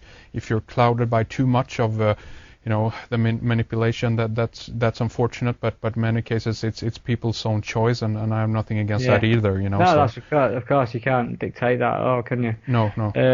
I mean, essentially, like, the thing that I'm trying to get across what I'm trying to say, I mean, I've moved into an area that Matthew Deleuze touches on. I think you've spoke to Matthew Deleuze before. But essentially, for me, the power structure that remained in power, or that started, something that built the pyramid, that got the people to build the pyramid, was a very powerful force. And in the history of, I've got a particular book called The Secret History of the World by Jonathan Black. It's an esoteric secret history of the world. And this particular book states how that since, the the early days, we were getting more and more ingrained in matter. We were moving, like everyone thinks of evolution in a material sense, but consciousness has equally gone through an evolution, moving from the spirit, drawing itself down into material matter over time. And so, for instance, when you listen to the Egyptian stories of Zep Tepi the first time, and the state that the gods ruled the earth, or ruled Egypt, sorry, and then the gods retracted, so they built statues, effigies for people to worship to. And then eventually, after the gods had retracted so much, the pharaohs then ruled the earth for the gods, or ruled Egypt for the gods. And then, essentially, went from statue worship to idol worship into what we're currently at. We're at celebrity star worship. Pop idols. Yeah. Yeah. Do you know what I mean? It's the same thing. Madonna, all this lot. It's all part of the same thing. Well, exactly. Yeah. Oh, sorry. Continue. But my thing is that obviously the Egyptian power structure that was in place then has never died out. Because if you look at the way the power structure has moved, like essentially when Egypt collapsed, you had the Exodus from Moses and stuff into the area of Israel and Palestine. And then the next major power structure was essentially with Rome. And if you go to Rome, you'll notice that there's Egyptian obelisks in front of the Vatican, in front of the Pantheon and stuff like that. They carried those things over there from Egypt. Yeah. And then obviously the Roman Catholics went on the Inquisition, slaughtering out any heretical like religions such as like the Cathars and the Bogomils, moved through Europe, and then essentially found a new power structure to erect in Paris. And obviously Paris has got, it's symbolic for paradises, if it's already in the word. Yeah. But Paris, they moved the obelisks and stuff, Place de la Concorde on the Champs-Élysées alignment. Yeah. You got that whole symbolic area. And like when I went there the other day, incidentally, I went to the front of the Louvre, and they've got a aerial viewpoint of the layout of the Louvre, and it's an exact replica of Luxor Temple, with the Avenue of Sphinxes running to Karnak Temple in Egypt, because I've been to the same place and I've recognised this. But there's no official statement anywhere that the Louvre is based on Egyptian temples and alignments and stuff, but it is, obviously. Of course. So this power structure, then once it had done in Paris, it decided that it wanted to find the new centre of power, and it moved to London. And if you go to London, they've got an obelisk and stuff like that. You've got Big Ben. The official story is that Big Ben was named after this politician named Ben, who stood up in Parliament and said, "Oh, let's call it Big Ben," and everyone laughed and said yes. Yeah. But it's not called Big Ben because of that. It's named after the Ben stone, which is one of the very first. It stands proud in Egyptian history. Of course, and even in Hebrew, Ben is the son of someone, so it's the big son. Yeah, Yeah, so the Big Ben, for instance, is a huge obelisk-type structure right near the obelisk and the London Eye, which is symbolic, again, for the all-seeing eye. Oh, I know, yeah. And then, obviously, this power structure moved from London to America. And then there we have it. America has been used as an excuse to run all these wars that it's needed to run until it's collapsed itself into the ground, and then America will die. And that's how I see it. America's been used, essentially, and they've used the people there. Well, and that's also an interesting point. I mean, there's so much to touch upon on that, but just to be brief about it, even the fact that I think that they want that if we talk about America as an experiment, if you will, and much in the same way that we can look at Soviet Russia as an experiment, but or communist Russia, but they might have wanted a certain kind of stock, if you will, of people or a certain type of breed, those who were willing to draw out the roots from their own country and just leave and have a certain type of mentality. And if you take all these different things into account, you end up with a really interesting picture that potentially is showing you that what you're mentioning here, that they wanted to use America for a specific purpose. But anyway, please continue. Yeah. I mean, obviously, if we're going on this premise that this power structure's been there and it's never died out and stuff, and then obviously you start looking at the English words and the language and stuff like that, and we're all connecting back to this idea of scion, and then you start thinking, essentially, with English words, as I've said, you've got the word television, televi scion. Yeah. So basically, everyone thinks the television is an evil hypnotic machine anyhow, I mean, other than the ones who enjoy it. Yeah. But, it's there to televise scion. Yeah. And then you think of the word spiritual ascension, spiritual ascend scion. It's the same. It's in the words of what we use. Yeah. Like, do you know what I mean? Yeah. It's endemic and it's there. You can't get away from it. Of course. And vision or Zion, that's even the I in there, you know, because it has to do with visualization or to see see something, you know. So yeah. But this is where like I can start to like wrap this thing up slightly. Yeah. Is that if you look at it, it starts becoming apparent that it's more to do with just like, for instance, it's more to do than just someone hijacking a power structure and keeping it like in control. It's almost like it's, you know, to do with material reality itself. It starts to feel like that it's coming from something that's, you know, if you think of us as souls and spirits trapped in matter, then like this is where I'm starting to like perceive things, in the sense of, if you look at all religious figures throughout history, every single one of these illuminated, enlightened figures, every single one of them has a sun behind their heads. Right, so sun worship, again. Yeah. And Christmas, for instance, you can't get away from Christmas. I mean, Matthew Deleuze talks about this stuff, and I recommend listening to Matthew Deleuze, because he's a very intelligent man, and he's a very, very special man. But Christmas, obviously, we're all driven into this worship of the sun at Christmas. You can't get away from it. If you've got kids or if you're related to kids, you need to be part of it. You know, we all buy into this Christmas thing. Christmas is sun worship. If you look at the tree that you've got in your living room, you know, it's like the tinsel is a serpent. You've got an all-seeing eye at the top. You've got a bloody pagan tree, you know, pyramid thing that's sat in the corner of your room. Yeah. And then Easter, obviously, again, it's more sun worship. And when kids, for instance, are all wanting the Easter eggs and stuff, it's nothing to do with the fact they're eating chocolate. They're buying into a ritual. They're buying into more sun worship, whether you look at it or not. Yeah. And the same goes with, like, for instance, crematoriums that haven't got any kind of religion tied to them. If you look at crematoriums, there's sun symbolism at crematoriums. You look at number 10 Downing Street, above the number 10, there's a sun symbol, like above the, you know, the centre of where our Prime Minister resides. You look at Shell Petrol, and it's sun symbolism, you know. And then, for instance, something I found the other day, my UK driving licence, there's a hologram you can barely see, but I shone it in the light. It's a sun and a pyramid on my driving licence in Britain. Yeah. You know, something you'd expect on the dollar bill. And so all I can say is that essentially with this symbolism, when people don't realise what they're looking at and what they're buying into, this stuff is like taking spiritual energy away from them. I.e., it's, you know, they don't realise what it's doing. I don't know how to really put that into words, but it's like we've only got our five senses, and like we're aware of everything within those five senses. But much like with the, you know, the light spectrum, we're not aware of what microwaves and X-rays and infrared rays and everything are doing. There's stuff we don't understand, and like our five senses are a filter. Yeah. And it's almost like that these symbols that have all been like fed with energy from, you know, if it was like a talisman, like they feed the energy from the stars in ancient Egypt, that's how they used to do it. It's working on some level we can't comprehend, that's, you know, basically trapping and deceiving us here all the time. Yeah. And so, for instance, in my opinion, when you die and you get these references to people saying, I met Jesus and all this kind of stuff, and they tell you that they met these enlightened beings and everything, because they're so familiar with this symbolism, because they haven't asked what it's all about or anything like that. It's almost like if you, for instance, meet Jesus when you die and you go with him, and he'll tell you can be a lawyer next time, and he'll send you back around again. Right.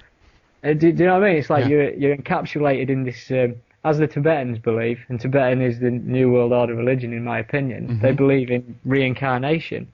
And so the reason why the reincarnation happens is if you're still duped by this symbolism when you go through. Do you know what I mean? Yeah.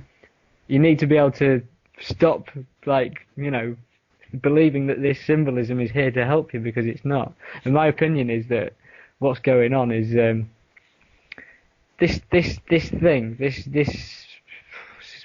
material reality, whatever we're relating, it's much like the Gnostics believed, and in the sense of the Gnostics believed that there was a creator of the material universe, but they never ever, like, you know, saw their creator as the supreme being or the god, if you like. The creator was a malevolent force of sorts, keeping us all entrapped in this matter, preventing us from being what we really are. And like the Gnostics used to say, when they died and they met the Creator, they used to say, you're not my God, I'm a Gnostic. And essentially that's when they believed that they had moved on from everything. And it's almost like it's the same principle. I mean, they tried to wipe out the Gnostics, did the Roman Catholics, but it's the same principle. Like people, when this spiritual event happens in 2012, if this spiritual event happens, the obelisks and the pyramids and the symbolism will still be around everywhere. Do you know what I mean? Everyone might be ascended in a spiritual fashion and know about the 7 chakras and stuff like that, but you're still going to be feeding your energy into the same machine. Of course. What you're talking about here, as far as I can pick up on here, is that you're talking about that you need to become smart, or you need to be able to interpret all of the symbols and what it does to you. Not only that, okay, we have sun symbolism everywhere, very good, but what actually does it mean? Where does it lead you, and so forth? And in what way are they using it on us? Because in many cases, I can also see that. I mean, if we look at how nature operates, how it exists, how the functions of natures occur, we can understand that the sun, for instance, is one of the most important elements that we have in order to sustain us, keep us alive. So obviously one can understand that there is a veneration for the sun, but how is this being used? And I mean, what you're referring to here also, as far as I can pick up on it, is a little bit of the Buddhist ideology or theme, that we actually are trapped in a kind of illusion, if you will, or the wheel of reincarnation, and that this is something that actually is a trap. To some extent, I don't agree with that idea a little bit, but I understand what you're saying and how a philosophy like that can arise. If you think about, say, for instance, the film The Matrix, The Matrix had Neo, which is an anagram for the One, had Trinity, had Sion in there, had the whole thing in there. Of course, And for instance, when Neo had decided that he wanted to know the truth, and he was no longer wanting to be kept in this illusion, and Morpheus offered him the blue or the red pill, and he took the one to see the truth, obviously. When he woke up, there's a little robot that came up, a machine that came up and looked at him. And then the machine just looked at him and then shot off, right? And you think to yourself, why didn't that machine attack him? And the reason why that machine didn't attack him is because Neo, in the film, basically had seen through everything. He knew the truth and no longer could provide energy for the machines in that pod. Of course, the machine perceived him as being dead. Is that how it worked? Well, I'm getting confused there, maybe. No. Well, I mean, I understand your point, and you're right, because I mean, the machine took up because they couldn't identify him as being alive, because the fact that he had all his wires cut out from his the nervous system in the back, so the machine could no longer interpret him as being dead or alive, meaning that he's useless to the system, how it operates. So that's why the machine left him alone. That's how I interpreted that scene anyway. But yeah. Okay, well, my interpretation was that basically there's no point recapturing him to put him back in the sense of, if he was back in there, he wouldn't be feeding any more energy to the system. Well, I see what you mean, exactly, and that's another good point too. Absolutely, yeah. I mean, to wrap up if you want to ask me some questions in a minute, to wrap it all up, I mean, as I've spoke about on the mind before matter scale. Basically, I've got this kind of feeling that as we're approaching 2012, we're obviously approaching some kind of new cosmological energy of some sort. Something involving the universe, which it's probably far too great for any of us to really comprehend at the moment. But working on the mind before matter idea, basically, I envisage what's going on as we're moving closer to this date and we're getting closer to this energy all the time. Manifestation time between kind of, thoughts and manifestation creating themselves into matter is getting shorter. So do you understand what I'm saying? The spirit, the gap between consciousness and our material bodies are closing up, and so eventually we'll be able to create our reality a lot quicker than we currently do. One quick question there. Do you think that will be of a spiritual, natural, biological means, or do you think it will be a technological, almost down to the nanoscale, creation of things as a means that we have developed machinery, for instance, or tools or robotics that would help us to? What do you think about that? I hope that it's cosmological. Right. Yeah. But basically, I mean, as I'm saying that this is this is happening. If you look at what's going on, for instance, in Indiana Jones, the symbology all over that film for 2012. There's the main calendar. They don't acknowledge it, but he's rocking on the main calendar in that film. There's loads of other stuff that coincide with the main prophecies and stuff. And the same goes is like when I was on my trip down to Paris the other week, and I was driving down the M1 in Britain, and the first motorway service station I got to, I walked to the shop, and I went in there, and there's this big pile of books on offer, and the books that they sell in motorway service station are terrible. They never give you any knowledge whatsoever, not good for anything, but there's just one book on offer. And I went over to it, and it was a book all about the end of the world in 2012. On the main motorway of, like, Britain's motorway, in one of the shops, one of the main shops that you get on the service stations. And I've got this feeling that what's going on, as we're getting closer to this energy, and as we're getting this gap between kind of thought and, you know, manifestation of matter is getting shorter, there's a particular force out there that's trying to implicate that 2012 is going to be a huge disaster. And for instance, next year, the man who released Stargate and Independence Day is releasing the film 2012. Yeah. And it's going to be the biggest disaster movie on record, going for $200 million. There's plenty of starving people in the world, but we can spend $200 million on this film. Oh, of course, no problem. And what this film is going to perpetrate, and everyone on the bloody planet is going to know about 2012 for being a disaster. So if what I'm saying is this idea of a mind before matter situation, if the general population are all believing that 2012 is going to come around and it's going to be a disaster, our consciousness could end up manifesting that for us. And the problem we've got is obviously that the people in power have the the technology to survive such a thing, and the general population don't. It's all about the manifestation of a disaster that they're trying to swing their way by putting out this information to the public. Do you understand what I'm saying? Of course. One quick question there is, if they're at the same time are trying to put Prince William up as the new Messiah, if you will. Yeah. Are they at the same time also trying to destroy everything that they are building up here then around 2012? Well, the interpretation I've got is that in between this 2008 and 2012, because obviously the two logos contain the word Zion, there's going to be a lot of things happen in between those 4 years. We're not just going to end up with one event. It's going to be a sequence of events continually. Yeah. And I believe for anyone to be implemented as king of the world, which I think they're aiming for, you know, you're gonna have to touch people, and those people are they're gonna have to have been stretched. Do you know what I mean? They're gonna have to be on an emotional knife edge to believe everything that they're seeing. Yeah. That's all I can say, is that I do believe that in the run-up, like for instance when you've got Prince Charles beaming himself into the EU via holographic technology, yeah, there we go. and stating stuff along the lines of that he knows for a fact that in 18 months' time we're going to have a sequence of mega disasters all around the world. How does that man know that is going to happen? Did he say that? Yeah, he did say it. He said it about 2 weeks ago. Really? No. Yeah, do a search for Prince Charles, natural disasters, 18 months, and you'll probably find it straight away. Okay, I will do that. That's very interesting. Okay. But how does this man know that? Do you know what I mean? It's scary. Well, he's at the potentially at the top of the pyramid. You know, who knows? He's Osiris, isn't he? Well, exactly. There you go. Exactly, he is. No, I mean this is. There's so many people also that have been looking at Prince William and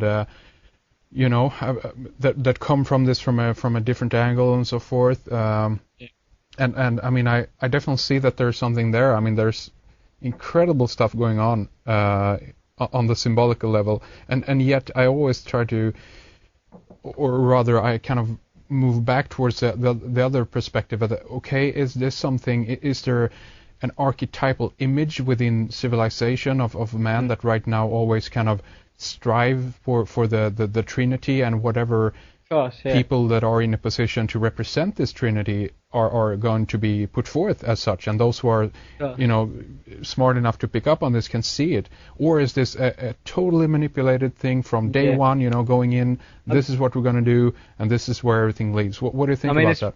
As far as I'm concerned, we never really chose our royal family. So as far as like people pushing these forwards as these archetypes, I don't see that, because they seem to have claimed this land without any real justification. Yeah, of course. So I perceive this as something that's been hijacked.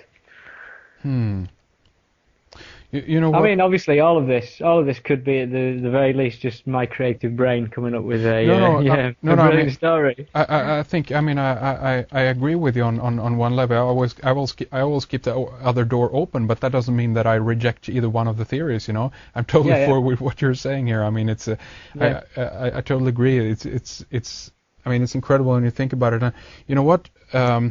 I want to do like this. I want to give you a proposition here, so to speak. I want to have you back on the program, and because we actually have gone through basically 2 hours now. I think that this is a good amount of information for this time.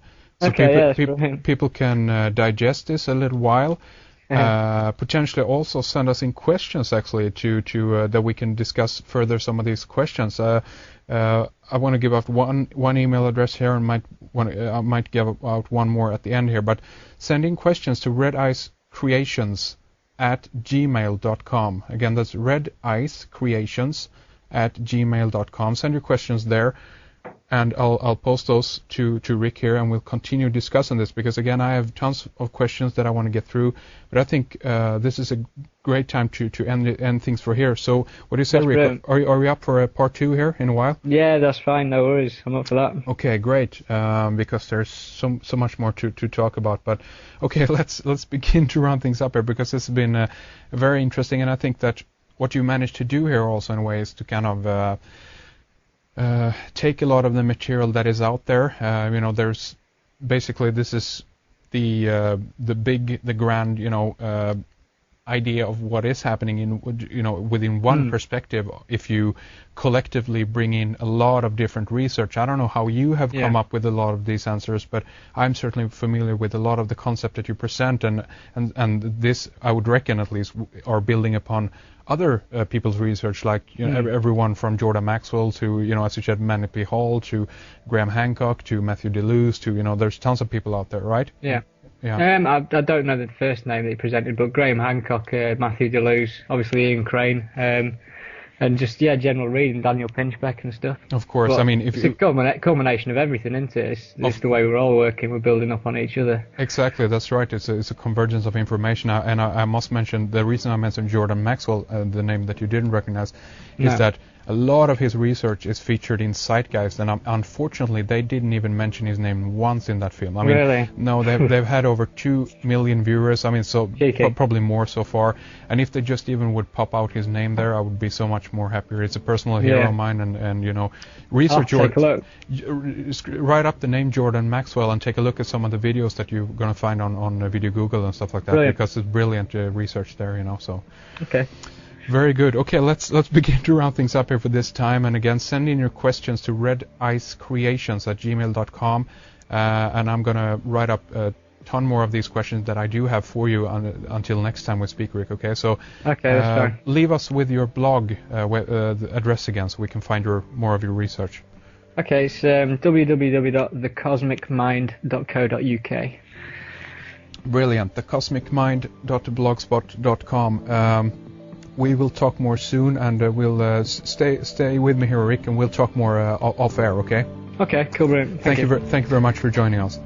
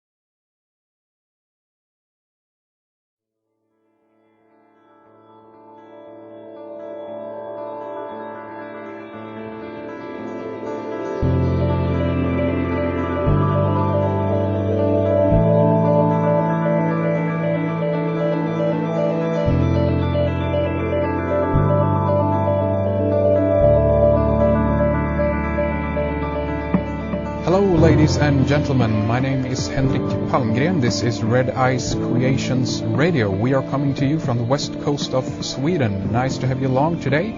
You can hear us on Thursdays and Sundays through our website, rediceproductions.com, where we also feature news, links, articles, other resources from around the world and beyond.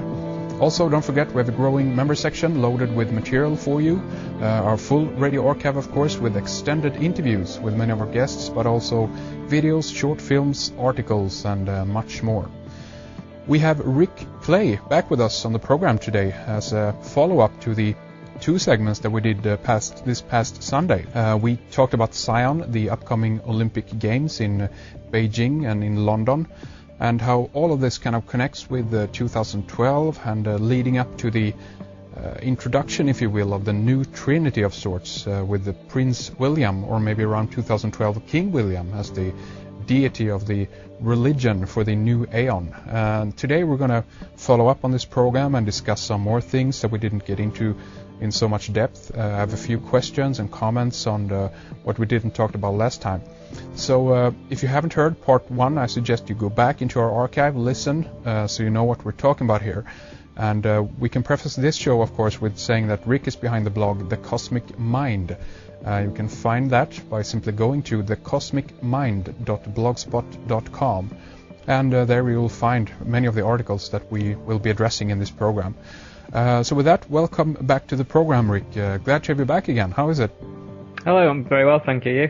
Nice. Did you have a chance to ease down since last Sunday when we talked? I think my brain exploded, but I've managed to piece it back together again. It was a mammoth session. Yeah, it was definitely. I mean, you presented basically the thesis and overall research that you've been doing for the last half year, I guess, here. But very, very fascinating, very interesting. And today we're going to go back to some of the keynotes and talk a little bit more about that. But have you gotten any feedback on the show that we did so far? I've had some quite positive feedback. There's been people message me on the blog, and I've received some emails as well. Obviously, some that are not in complete agreement with what I've been saying, but that's fair enough, because I'm not saying that this is gospel or anything. I'm just saying this is how I see it. Yeah, of course. What is the disagreements about mainly? I'm not sure. I mean, from what I gather, some of the messages are kind of coming much from the matter before mind scientific viewpoint, as opposed to the alternate viewpoint the mind before matter situation. Yeah, that's interesting, because I think I read on your blog a little bit about that, and I think it was in regards to numerology that there are kind of specific rules that you have to follow and whatnot, but from what I can kind of pick out on all of this so far is that this is not about so much rules and a discipline in that sense. This is more about actually this is stuff that speaks to the subconscious. This is stuff that triggers the right brain, if you will, and not the analytical left brain. So completely. So in a way, this is not about just sticking to certain rules. This is about just pointing out what it is that you're discovering, right? Yeah, exactly. Someone had proposed that the method to numerology is just simply to add the numbers up as you go along. And obviously, there probably is a set method to numerology, which I might not be familiar with, but all I can say is that this is different in the sense this is numbers in the universe, and there is number play from specific people as well. But it doesn't abide to any particular rule. That's the thing. It's as they wish to present it. Yeah, exactly. As whoever wishes to present it. Well, exactly, and even the idea of if we think of the universe or creation as a holographic thing or a fractal thing, in a way, then it actually doesn't matter what area you look into or how you make the connections. In a way, this is just about if you're have the consciousness to discover the connections or the similarities, then that's the pattern. That is the the discovery right there. Yeah, it is something at the root of consciousness. That's how that's all I see it as. It's there, permeates everything. Yeah, absolutely. Yeah. So, I want to begin to talk a little bit more about the Olympics and ask you a little bit about basically why you think that the Olympic Games is such an important event, or rather, why they have made the Olympic Games such an important event. Any ideas or theories about that?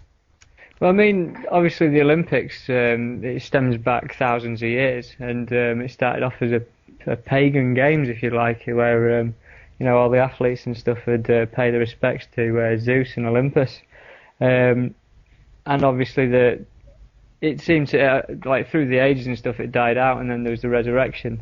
I can't particularly remember the man who started the modern Olympic Games, but again it was a Freemason, esoteric worker of sorts, and obviously wanted to bring them back. and with the 2012 Olympics, obviously we've got and obviously what I've discovered with the ley lines and stuff where the particular site is, we've got this situation where it's clearly involving energy.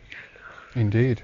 And one thing here that is interesting, you mentioned the Greek background on all this, and of course there is a connection between, if we go back to the Roman world, that connects with the Grecian world, and then we can go back to the Egyptian world, or the Phoenician or Canaanite, or what have you, basically there, or even the Druid or Celtic religion. But of course, one interesting article that actually picked up on this was from The Guardian back in 2006 in May, called "Greek Gods Prepare for Comeback," and the beginning of the article stated that it has taken almost 2,000 years, but those who worship the 12 gods of the ancient Greece have finally triumphed, and Athens' court has ordered that the adulation of Zeus, Hera, Hermes, Athena, and the company is to be unbanned, paving the way for a comeback of pagans on Mount Olympus. So I mean that's pretty interesting, considering what pretty we're talking wild. about. Yeah.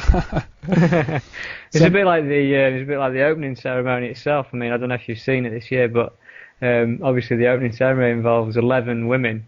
They're all dressed up like snake charmers as sorts, and they actually light the Olympic flame with the sun. They get a parabolic mirror and light the flame. It's all involving the sun and the stars, and as it is in a pagan religion, they're personified as gods. Exactly, and that's very interesting that you mentioned that, because the origins of the Olympic flame. I mean, that's very interesting. Why that is. I mean, to a certain degree, I draw that back to the Promethean mythology of actually stealing the fire from the gods, or taking the knowledge from the gods and then utilizing that in the human world. What's your idea about the flame? Well, I think evident from the Olympic torch relay. I mean, it's clearly some kind of ritual. If you, for instance, observe where the Olympic torch is run, for instance, in Paris, the Olympic torch took a route down the Champs-Élysées, down the energy line, straight forward towards the Louvre Pyramid. And then same situation in London. It did the torch did a visitation of all the significant sites in London associated with the obelisks and the London Eye and the Natural History Museum. And then if you, for instance, look where it's going to end up, on June the 21st, which is the summer solstice this year, the torch is going to be running through Lhasa in Tibet. There you go, yeah. So, I mean, given the commotion around the Free Tibet and the Tibetan uprisings and everything that's gone with it with China, it's quite coincidental that they should be taking the torch to Tibet on the summer solstice. That's very interesting, and exactly they have these. I have not actually kept up with that much with what's going on over there right now, but they had this called the Saffron Revolution, I guess it was referred to, and it seems to be, at least, I don't know if you're familiar with the research of Goro Adachi over at Menanke, but he has kind of tracked this with the different type of revolutions that have been going on in the last few years, like the Orange Revolution, in Ukraine. I think you had the Rose Revolution in Georgia. So there's something definitely going on there in regards to different revolution and how energy, to a certain extent, is being used. Well, I mean, in the I've got my suspicions about the whole event in Burma, for instance, with the monks. The moment you see George Bush on TV speaking about democracy while they're in Iraq, basically drilling on the monks to keep with the protests and stuff.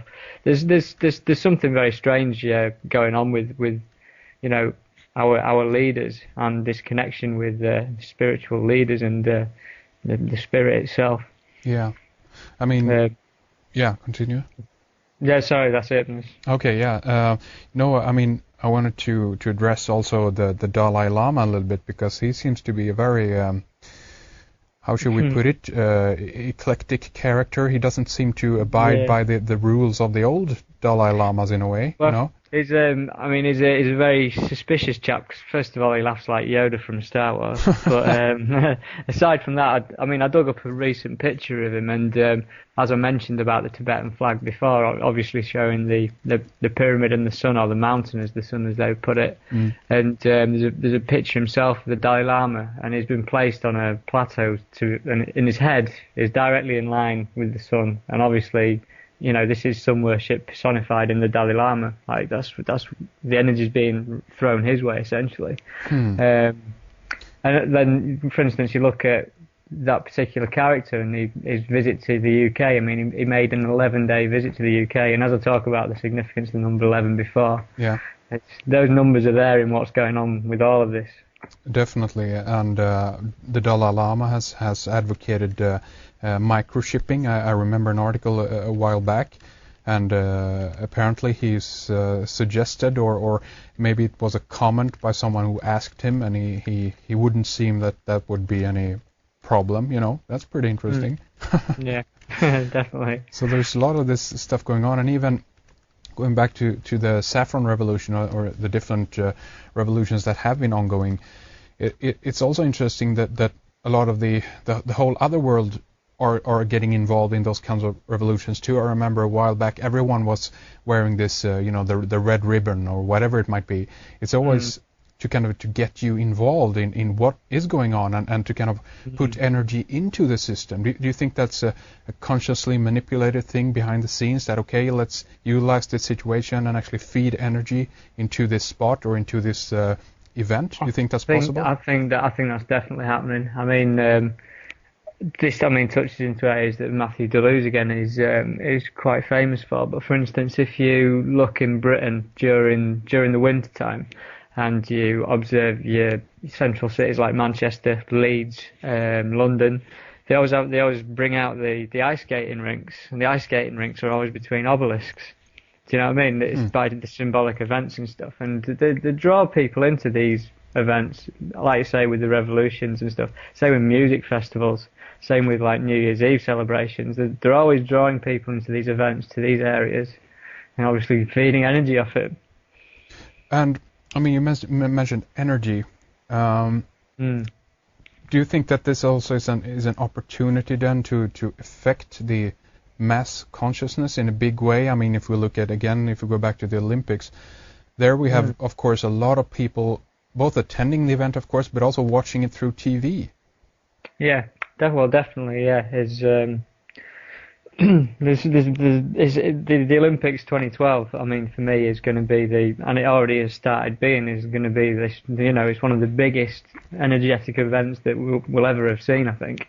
It's going to be grand.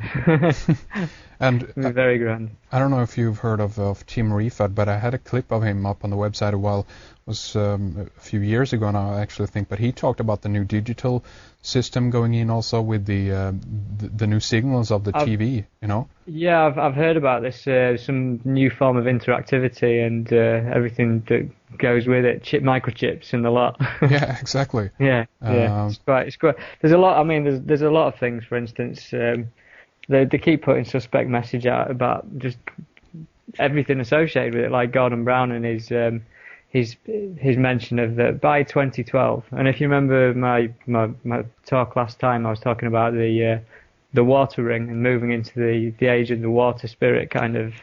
Age of Aquarius, yeah. Yeah. I mean, for instance, Gordon Brown made a mention the other day that by 2012, the people of the UK will have free swimming for all.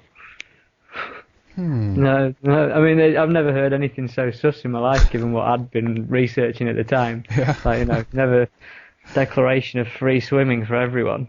I don't know what that insinuates, but well, I mean, obviously that draws the mind towards the idea of global warming, increased water, and London submerged, halfway underwater or whatever. I don't know what. No, I don't know what that brings up, to be honest, either. It's interesting though.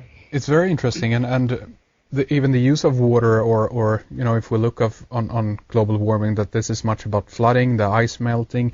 In a way, the symbolic message here is that our planet is entering the age of water, or age of Aquarius, because we're being drowned, in a way. Definitely. I mean, that's the thing you always have to wonder about. For instance, with what I spoke about before, saying that the religion of the New World Order as such is going to be like a new religion based on spirituality, but obviously with a sun worship personified in man as sorts, like a new messiah. Yeah. And you've got to wonder, like, how does this supposed spiritual ascension go about? I mean, does it necessarily mean that we stay in this 3D material plane? I mean, it could be that the whole planet is suffered with a huge water chaos. You never know. Yeah. I mean, that could be the method of ascension. I don't know. It's an interesting thought, and obviously we don't really know what's going to happen as such. So what you're saying is that whatever happens, even if that is manipulated, I mean, it still potentially means the same thing in the end, because we're going to go through that experience no matter what, and we're going to. Well, I mean, what I'm getting at, I guess, is that many people who look at what's going on say, okay, it's manipulated, this is all a fraud or whatever, but it might still be a way for the universe, if you will, to have us to have, to get us to have that experience. Yeah, completely. I mean, I am under my personal kind of opinion on all of this is that there is evidence that this has been manipulated, but then there is evidence though that maybe it's not been manipulated. Maybe this information has just been kept from us, and they've known this information and they're just not willing to share it with us. Yeah. And for instance, like you look at what I was saying about Prince William, for instance, and him being the figurehead of this new religion. I mean, I have no idea how they could actually make it so that Prince William was born on the 21st of June. I've heard about that, and I think that they went through some kind of. I know that there were planning involved in some way, and that they they also tried to really. I don't know the technique or even the terminology behind this in English, but I know that there were some kind of technique involved into actually delaying or postponing, depending on how far Diana was in the pregnancy. So it was planned then, essentially, if that information's out there. I think it was planned, yes, to get it on that date. I've not looked into it that far as like his birth and stuff like that. But it's interesting. I mean, maybe it can be done. Exactly. And that could lead me on to. I mean, would you like me to tell you about my findings today? Yeah, do that, please. Go ahead. Because obviously, I'd already stated that. The 2012 Olympics is the XXX Olympiad, and it's obviously the 30th Olympiad. And Prince William's birthday is the 21st of June, and on that day in 2012 he is 30, which is essentially XXX yet again. And basically, looking for a new bit of information to come on the show, I decided that I was going to try and crack this XXX code, if you like. Yeah. And I feel like I've I've dug something up quite interesting. Basically, X is derived from a Greek letter, which is chi. Mm-hmm. Chi is the 22nd letter of the Greek alphabet. Yeah. So 22 obviously could be 1111 if you wanted it to be like that. Yeah. But obviously, if you know anything about the history of Qi, obviously in Chinese and Japanese it's Qi, which is essentially like Reiki, life force energy. It's a spirit. It's the name for spirit, the energy that moves the life of the planet, if you know what I mean. Yeah. And so looking into this a bit further, on the Wikipedia page, you believe it, but there's a reference to Plato, and obviously Plato, we don't really know too much about him apart from he was an esoteric philosopher, And he refers to chi or X. I mean, chi does look like X. It's the same thing as the soul of the world. Mm-hmm. And so what you've got here is the soul of the world, translated in Latin, is anima mundi. Mm-hmm. Well, sorry, that's the term for it, anima mundi. That's what Plato is referring to, which is the world soul. Yeah. Which is also Gaia. You know, the Gaia Earth theory, the living Earth and Mother Goddess. And Gaia can be identified with Isis. Mm-hmm. So Plato refers to X as anima mundi, which is essentially identified with Isis. And then you can also look into X again, and it's used to abbreviate the name of Christ in Christmas. Mm-hmm. So you have Xmas when you're writing down Xmas. Yeah. And then so essentially what you've got there is you've got Isis, and you've got your sun figure or your Horus figure. You've got your Isis.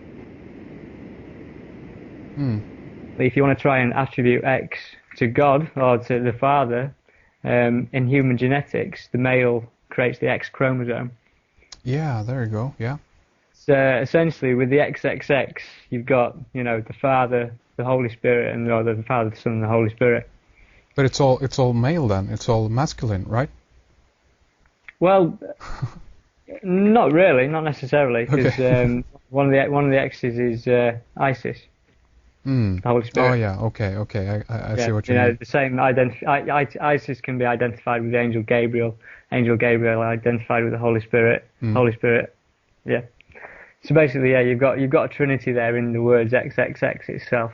Then if you look into it even further, because obviously the Chinese equivalent of it is qi, meaning X in Chinese and stuff. But the word, or the area of where the optic vision crosses over is the optic chiasm, which is obviously it got its name from the X because basically your eyesight crosses over and forms an X inside your brain. Yeah. But incidentally, where the where your two like lines of sight cross over is where the pineal gland resides. So basically what you've got in the X as well is this connection to the pineal gland, the term for spirit, Chinese spirituality, and then you've got obviously your trinity as well. And obviously your pineal gland's connected to your serotonin, melatonin, and DMT secretion, which is supposedly the spirit molecule. X marks the spot, right? X marks the spot in the human brain. Wow, that's really interesting actually, and the vision is really interesting too. Actually, that it's a reverse, and even of course if you unfold or basically X in itself is an 11, but 2 ones crossed over, Yeah. I mean, it's new research that for me today, so that's why I've struggled a bit in getting it across. But for instance, if you look at what people stereotypically do on a greetings card or a birthday card, they put 3 crosses at the bottom. Kiss, kiss, kiss. Yeah. And then if you think about the word kiss itself, it's ki, which is derived from the same word spirit, and then 2 S's, which are snakes, like the DNA coil. Of course, interesting. So kiss, kiss, kiss. When everyone's doing that on their Christmas cards, I don't know what they're exactly doing. Exactly. No, that's very interesting, and this also a little bit goes back to the. I think it was Constantine, the Roman emperor, who developed the, or saw rather, the sign in the sky, the Chi Rho or the XP, in this sign Conquer. That's also connected with the X, of course. Right. Okay, I'm not aware of that. But. And it's it's a whole story behind the XP and even Windows XPs. There are a few researchers out there that goes into that. There's bound to be something behind that one. Yeah, exactly. They managed to conquer the entire market, as it were, almost on the operating system through XP, conquering in the sign. Interestingly enough, talking about the what I was saying about the religion of the New World Order and utilising the chakras and everything, the Windows, the new version of Windows that they're working on, which they're probably due to release in 2012, is Windows 7, which is obviously significant to the 7 chakras as well. That's interesting. Talking about Windows. Do you know if 7 is their the working name for it only? They've not given it any other name apart from 7 at the moment. Oh, okay, yeah, because I know the Vista was called like Longhorn or something in the beginning. It's pretty interesting too. XP was called Whistler or whatever it was, but Whistler, yeah. Anyway, okay. So Fredrik brought me a few notes here. It's pretty interesting about the Berlin Olympics, 1936. The first kind of yeah, that's where the Olympic torch relay started, wasn't it? Yeah, exactly. They managed to televise it, I think, for the first time ever. There's a whole stuff involved there. The Nazis, fascist background to all of this, of course, is very interesting. And apparently, do you know what number games it was? The 11th, of course. Yeah, of course. X1, exactly. So what do we make of this? It gets stupid, doesn't it? Yeah, exactly. It doesn't get ridiculous. It's incredible. No, it's very interesting. And let's see here. I did want to get into a little bit about the whole kind of Templar thing going on there, but let's see. But before we do that, I want to ask you a little bit about Zion. A few comments about this. Okay. That the biblical connection, if you will, the use of biblical terminology, the theme. If you looked at the site in London that they're pulling together, why do you think it is that they always refer back to the Bible and the biblical theme all the time? Why do you think that's important for them?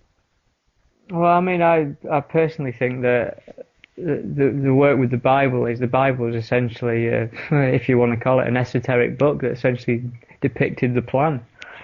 I think it's one of those things, like everything, it has to be in plain sight for it to, really work. And that's all I can really attribute it with. I mean, I'm sure that the same people who are responsible for, the same force that's responsible for empowering these 2012 Olympics are the same force that was behind the Bible. So it's a long continuous line. Right. And I think it's been unbroken since the pyramid was built, to be honest. The Great Pyramid. Are you talking about the bloodline or the power structure? I think both. Both, yeah. Yeah, I do personally think both. I think, if when you're taught history in school, you're always taught like the individual little sections of history and all these different events and stuff. But it's even mentioned in your stereotypical esoteric book where they're referring to how it works. Essentially, is that you have to view history as a whole, not as an individual, like separate parts. Yeah. If you view it as a whole, then you'll get an understanding for it. Indeed, I totally agree. And I mean, continuing on that line, I just want to make a few comments regarding the whole Templar bloodline thing. We got into that a little bit, of course, in regards to that the when they potentially are producing or presenting this new Trinity, the new Holy Trinity with Prince William at the top, or King William, that they're also at the same time potentially are going to lay out this idea that the Windsors or this family line is the family line of Jesus. Then we get into the whole bloodline Templar story here. And I mean, I think essentially it had to come through Diana, though. Was it something to do with the House of Stuart? I think that's where the essential bloodline crossover came from. Yeah. I think they wanted to, from what I gather, they wanted to, merge the Stuart bloodline into the Windsor bloodline. Yeah. And with that merging, they get this.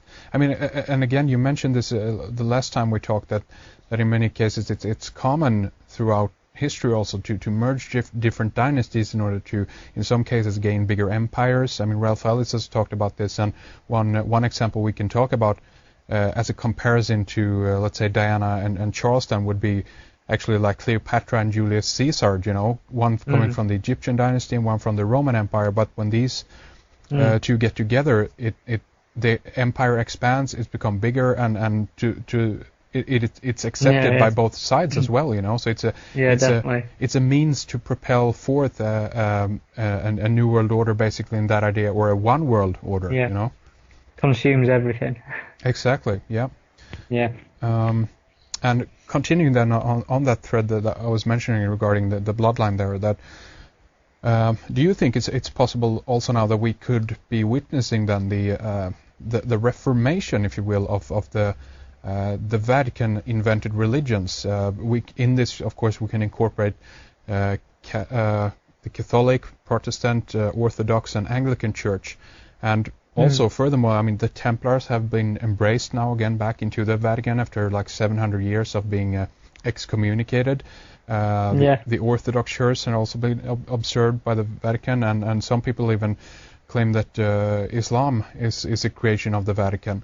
So what we're potentially are seeing now, and I don't know if you agree or not, you can comment on this if you want to, that what we're seeing is kind of the grand unification again of the Church, going back to this one uno, the monotheistic, mono-religion type thing going on here. What do you think about that? It's interesting. It's definitely interesting. I mean, given what the Vatican recently said about extraterrestrials as well, it seems that they're obviously trying to get everything to fit the bill as such. Indeed. If you know what I mean, it's whereas before it was always thought that if extraterrestrials were to arrive, it would throw religion up in arms, which was the given story in the 90s, from what I gather. Yeah. It's now being spread as, well, no, it wouldn't do that. It'd reaffirm everything that we've said. Well, exactly. I mean, as far as the Vatican is concerned and the Roman Catholics concerned, I've got very strong views in the sense of one of the Ten Commandments is "Thou shalt not kill," and yet that religion alone has personally, killed hundreds of thousands of people. Yeah.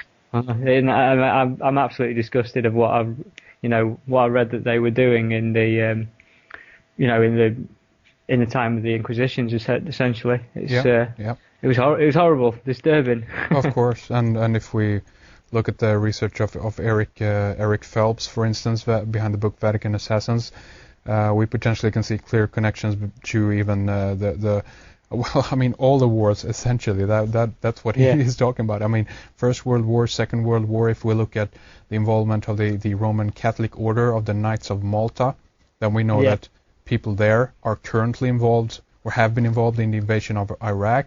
People at the top of Blackwater, for instance, that is the private mercenary army over there, has connections to all of this. I mean, it's what we have to ask ourselves in that sense is, okay, are these really kind of rogue, personalities, or a small faction just involved in these kinds of war for personal gain in regards to profit from wars, or is this a totally different thing going on here, going back to thousands of years into the religious structures and orders, and there might be a totally different reason for why them wanting to be in this region at this particular time, Yeah, completely. I mean, I've got my doubts as to, for instance, why they're in Iraq. I don't think it's for anything to do with the oil, to be honest.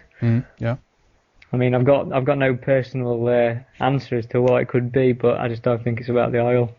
Some people talk about the, basically the return of the quote gods, unquote, that the Anunnaki, the Nephilim, the Watchers, what have you, is in some way returning, or even that this is a symbolic communication to them. Planet X. Well, exactly, Planet X. There you go. Yeah, there we go. So I mean, it's the thing is obviously wide open here, and what we're doing here is just kind of speculating and tossing around a lot of these different ideas. Yet again, if we go back to a kind of mundane and worldly thing like the Olympics, it seems to be a long stretch between these different things. And I mean, for someone who kind of don't get the idea of why the Olympics would be important in relations to this, I mean, what would you say to a person like that? Like, okay, you got to obviously do a lot of research, but is there an easy way to lay this forth for a person like that to look at the Olympics? For someone who, sorry, I'm misinterpreting your question. I think, could you repeat it? Of course, yeah. What I'm asking is for someone to make a connection between a mundane thing, as it were, as the Olympics. Right. Okay. And a huge area like this, the return of the gods, the Watchers, the Nephilim, what have you. Okay. Is there an easy path between these subjects? Is there an easy path? Yeah.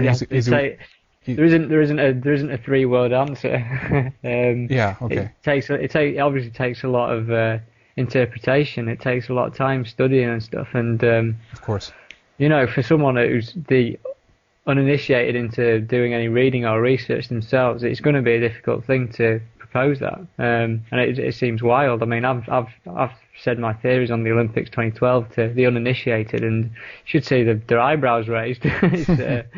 it's not an easy one. It takes a good 20 minutes, to be honest, to even begin to get an understanding going on. Well, obviously, and I know that my question there is kind of stupid in one extent, but in many cases it's that kind of instant gratification, so to speak, that some people want when they are researching this stuff. They don't realize that, okay, you actually have to spend a little time and energy to realize this. This isn't just a quick soundbite that you can use to wrap your head around. What we're talking about here is world history, extending thousands of years, Yeah, I mean, talking about the Anunnaki, as I was mentioning before, there's some real clear-cut connections to everything that is probably to do with the Olympics 2012 and Indiana Jones. Yeah. Have you seen the film yourself? Not yet, no. Right, because obviously these Hollywood films that we obviously get published, we never really know who the script writers are for a start. We obviously know the directors and stuff, and the names attributed to script writers, but we never really know who they are. And incidentally, do you ever know how many films have won 11 Oscars? There's only 3 films in history that have won 11 Oscars. Okay, let me guess. Lord of the Rings? Return of the King, yeah. Okay, the Return of the King.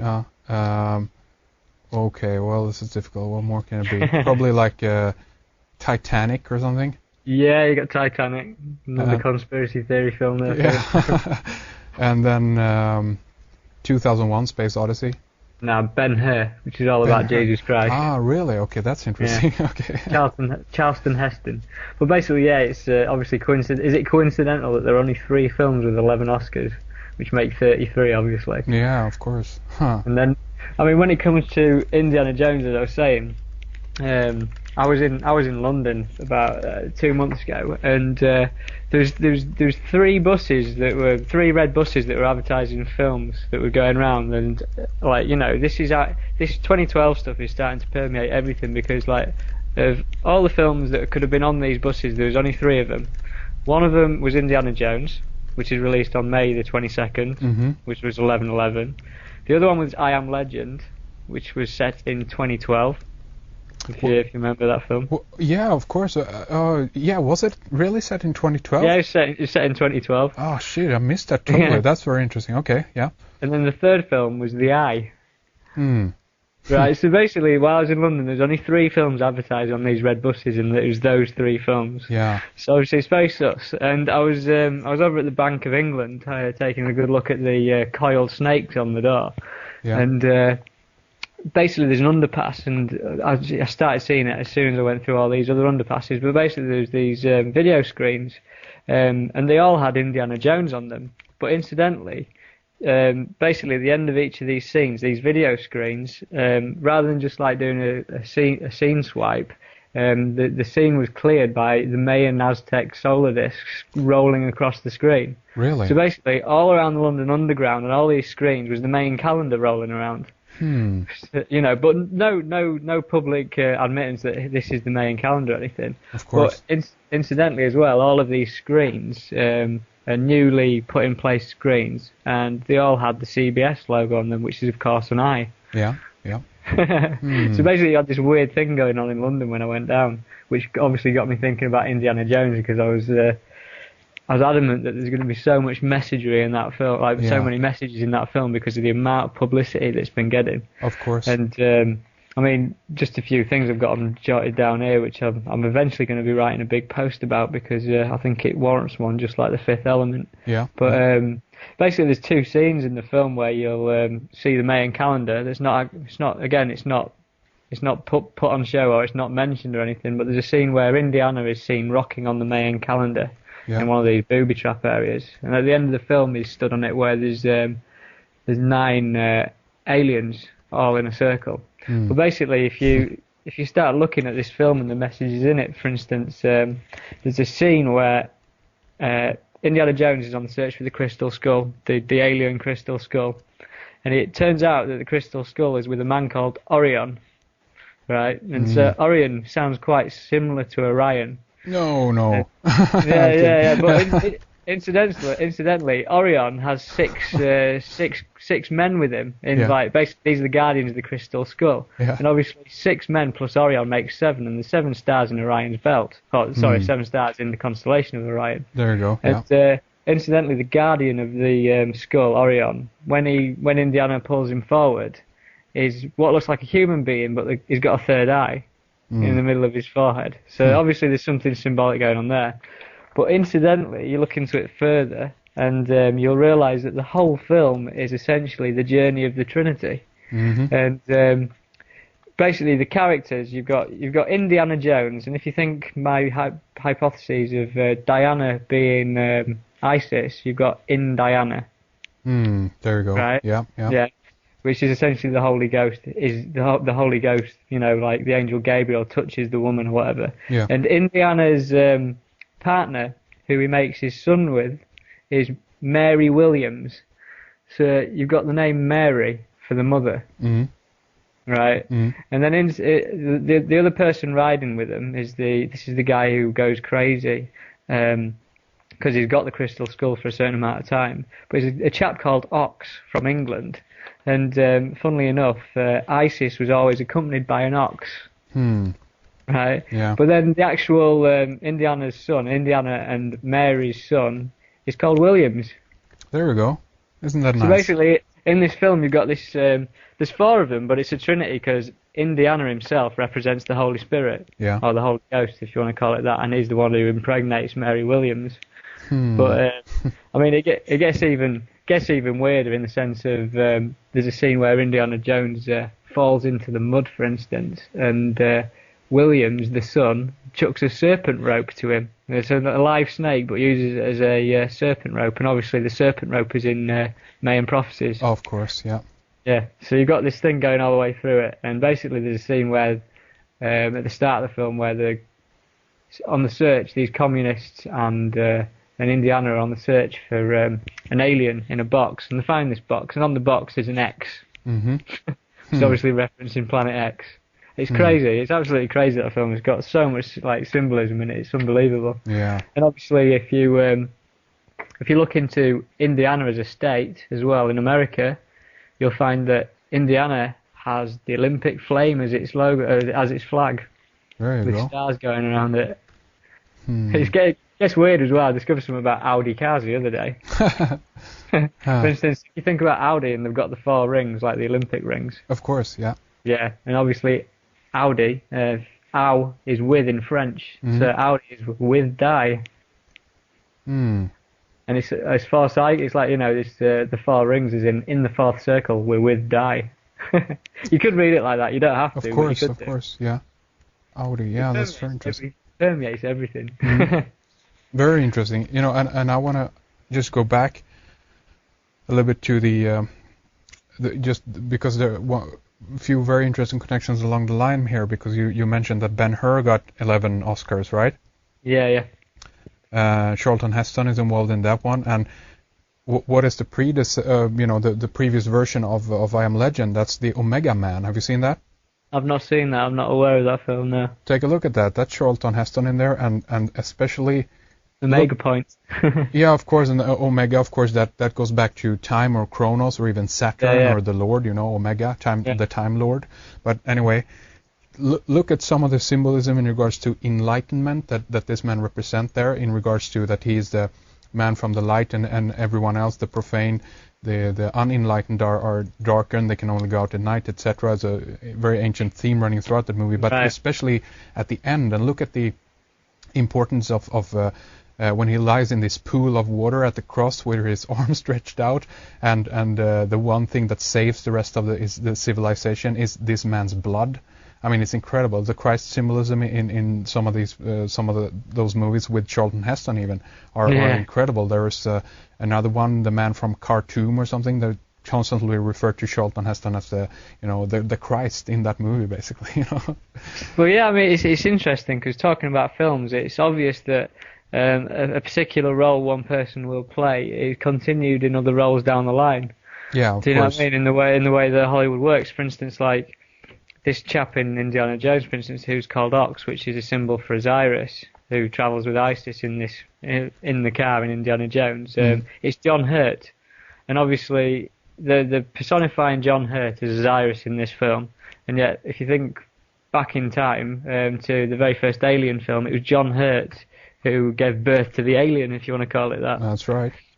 You know what I mean? It's and obviously the connections with Orion and stuff. It's all pretty, it's all tangled. Of course, in John Hurt, he was the man subjected to all the terror in 1984. 1984, yeah, definitely. And after that film, of course, he pops up as I guess we could call it the mind control or brain control, or you're one who turned over to the other side in V for Vendetta as the dark, lord of that political party there, Yeah, definitely. So it's very interesting, and Jay Coetzee obviously has gone into a lot of this, what he calls composite characters, and there's a whole story there that he's brought out some very interesting connections in regards to how some of these actors are indeed involved in the roles that they're playing, So yeah, I mean, it's strange. I mean, like for instance, you can. This is the nature of the work I do. Basically, I'm essentially an internet researcher who makes the connections, and I go looking for them essentially. Yeah. And when it comes to, for instance, the whole idea of Project Bluebeam. Yeah, of course. Released by Serge Monast. They make a mention to the idea that holographic technology is going to be used as part of projecting imagery onto the upper ionosphere of the planet of sorts, or into the sky. Just for those who don't know, give us a small caption of Project Blue Book for those who don't know. Project Bluebeam. It was it's essentially a Bluebeam. Bluebeam. Sorry, yeah. It was research that was released by Serge Monast in the 1990s. Incidentally, a few weeks after he released the information, he died mysteriously of a heart attack. But basically, Project Bluebeam is essentially the idea that there was going to hoax something on the size of a biblical second coming, and it'll start off with an engineered financial crash. And it was going to end up spiraling into environmental problems, hoax discoveries around the world that throw religion into contradiction, like, for instance, the lost tomb of Jesus.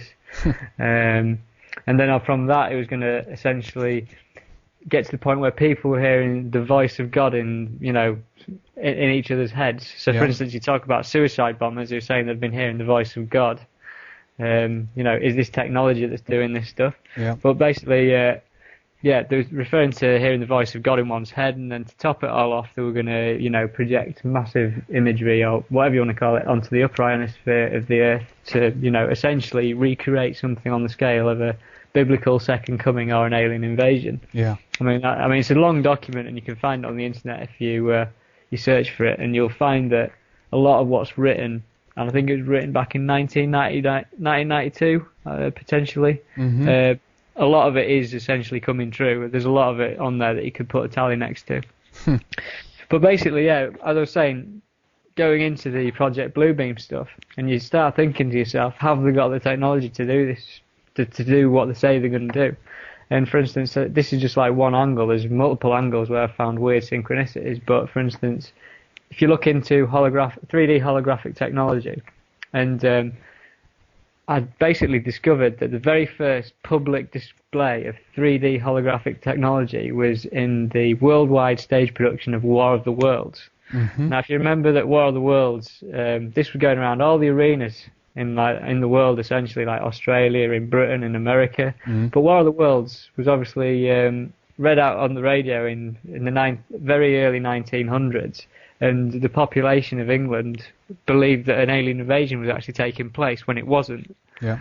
So it's basically, a false flag alien invasion, if you want to call it that, when it was read over the radio. Mm. But basically, I started looking into, for instance, who were they actually, turning into a hologram during this War of the Worlds stage show. And basically, this, the very first public demonstration of 3D holographic technology in the War of the Worlds, and they were using the actor Richard Burton to do this. And I don't know if you know about Richard Burton, but Richard Burton was also one of the main characters in the film 1984. Really? No. So do you know what I mean? You can draw this lineage from the very first use of public holographic technology to the film 1984 and to War of the Worlds. Sorry to interrupt. I just got to mention also that because we were talking about Cleopatra and Caesar before, and Richard Burton actually plays the role of Marcus Antonius or Mark Antony in Cleopatra, the movie. But anyway, right. Interesting. Yeah, very interesting. Yeah. incidentally, like for instance, if you was looking into the idea of have they got the technologies to beam the voice of God into someone's head, when I was particularly looking at this was probably about 4 months ago, so I can't quote it exactly.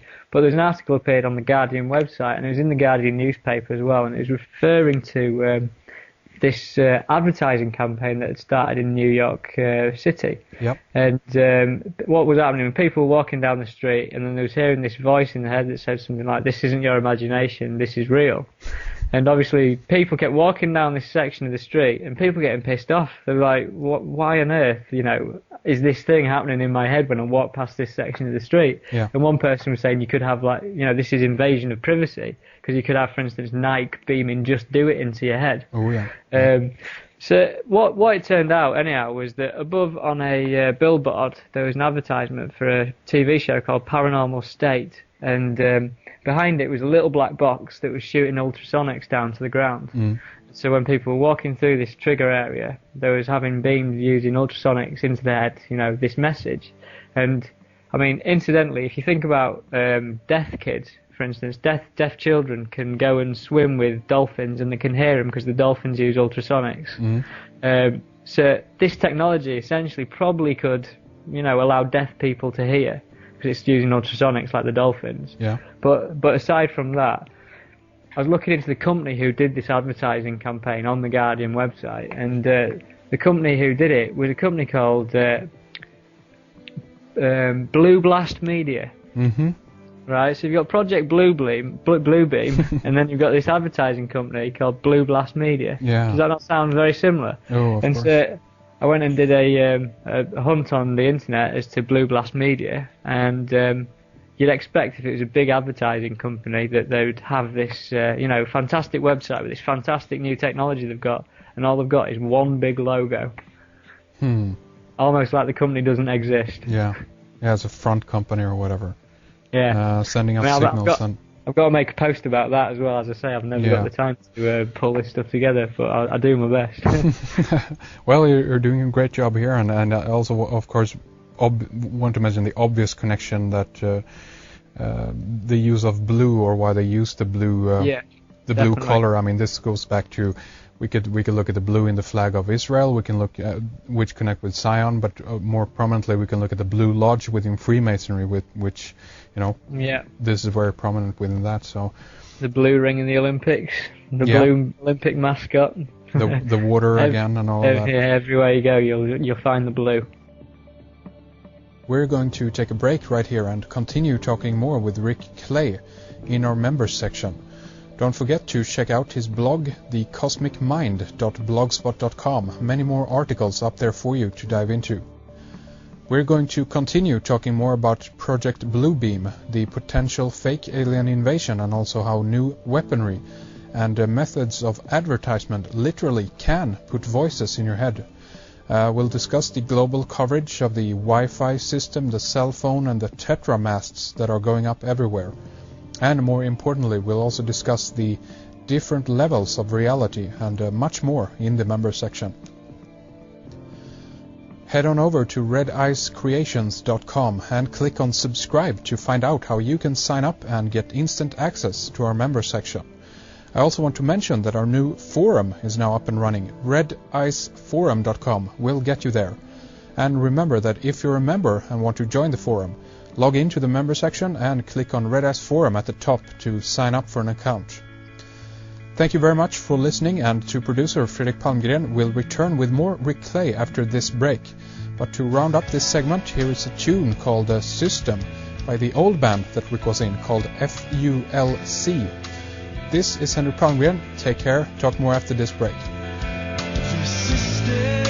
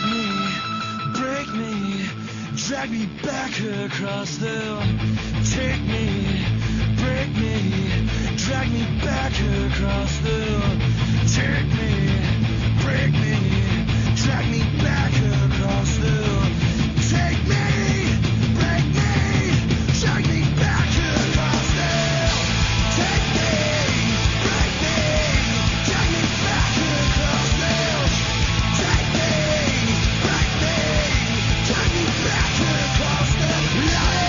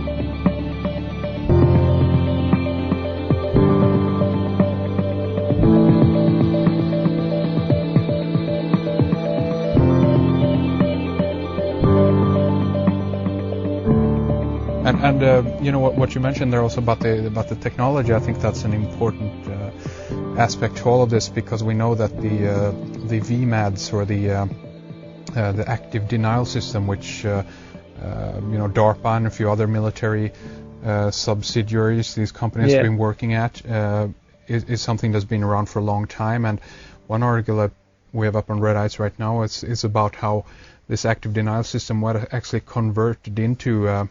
They just changed the frequency a little bit, and basically you could use it as an amplifier that you only can hear if you're in the vicinity of the range of the acoustics, And they even did. I think the article was called "Death Ray Replaced by the Voice of God." So. Oh God. So this isn't sci-fi. This is happening right now.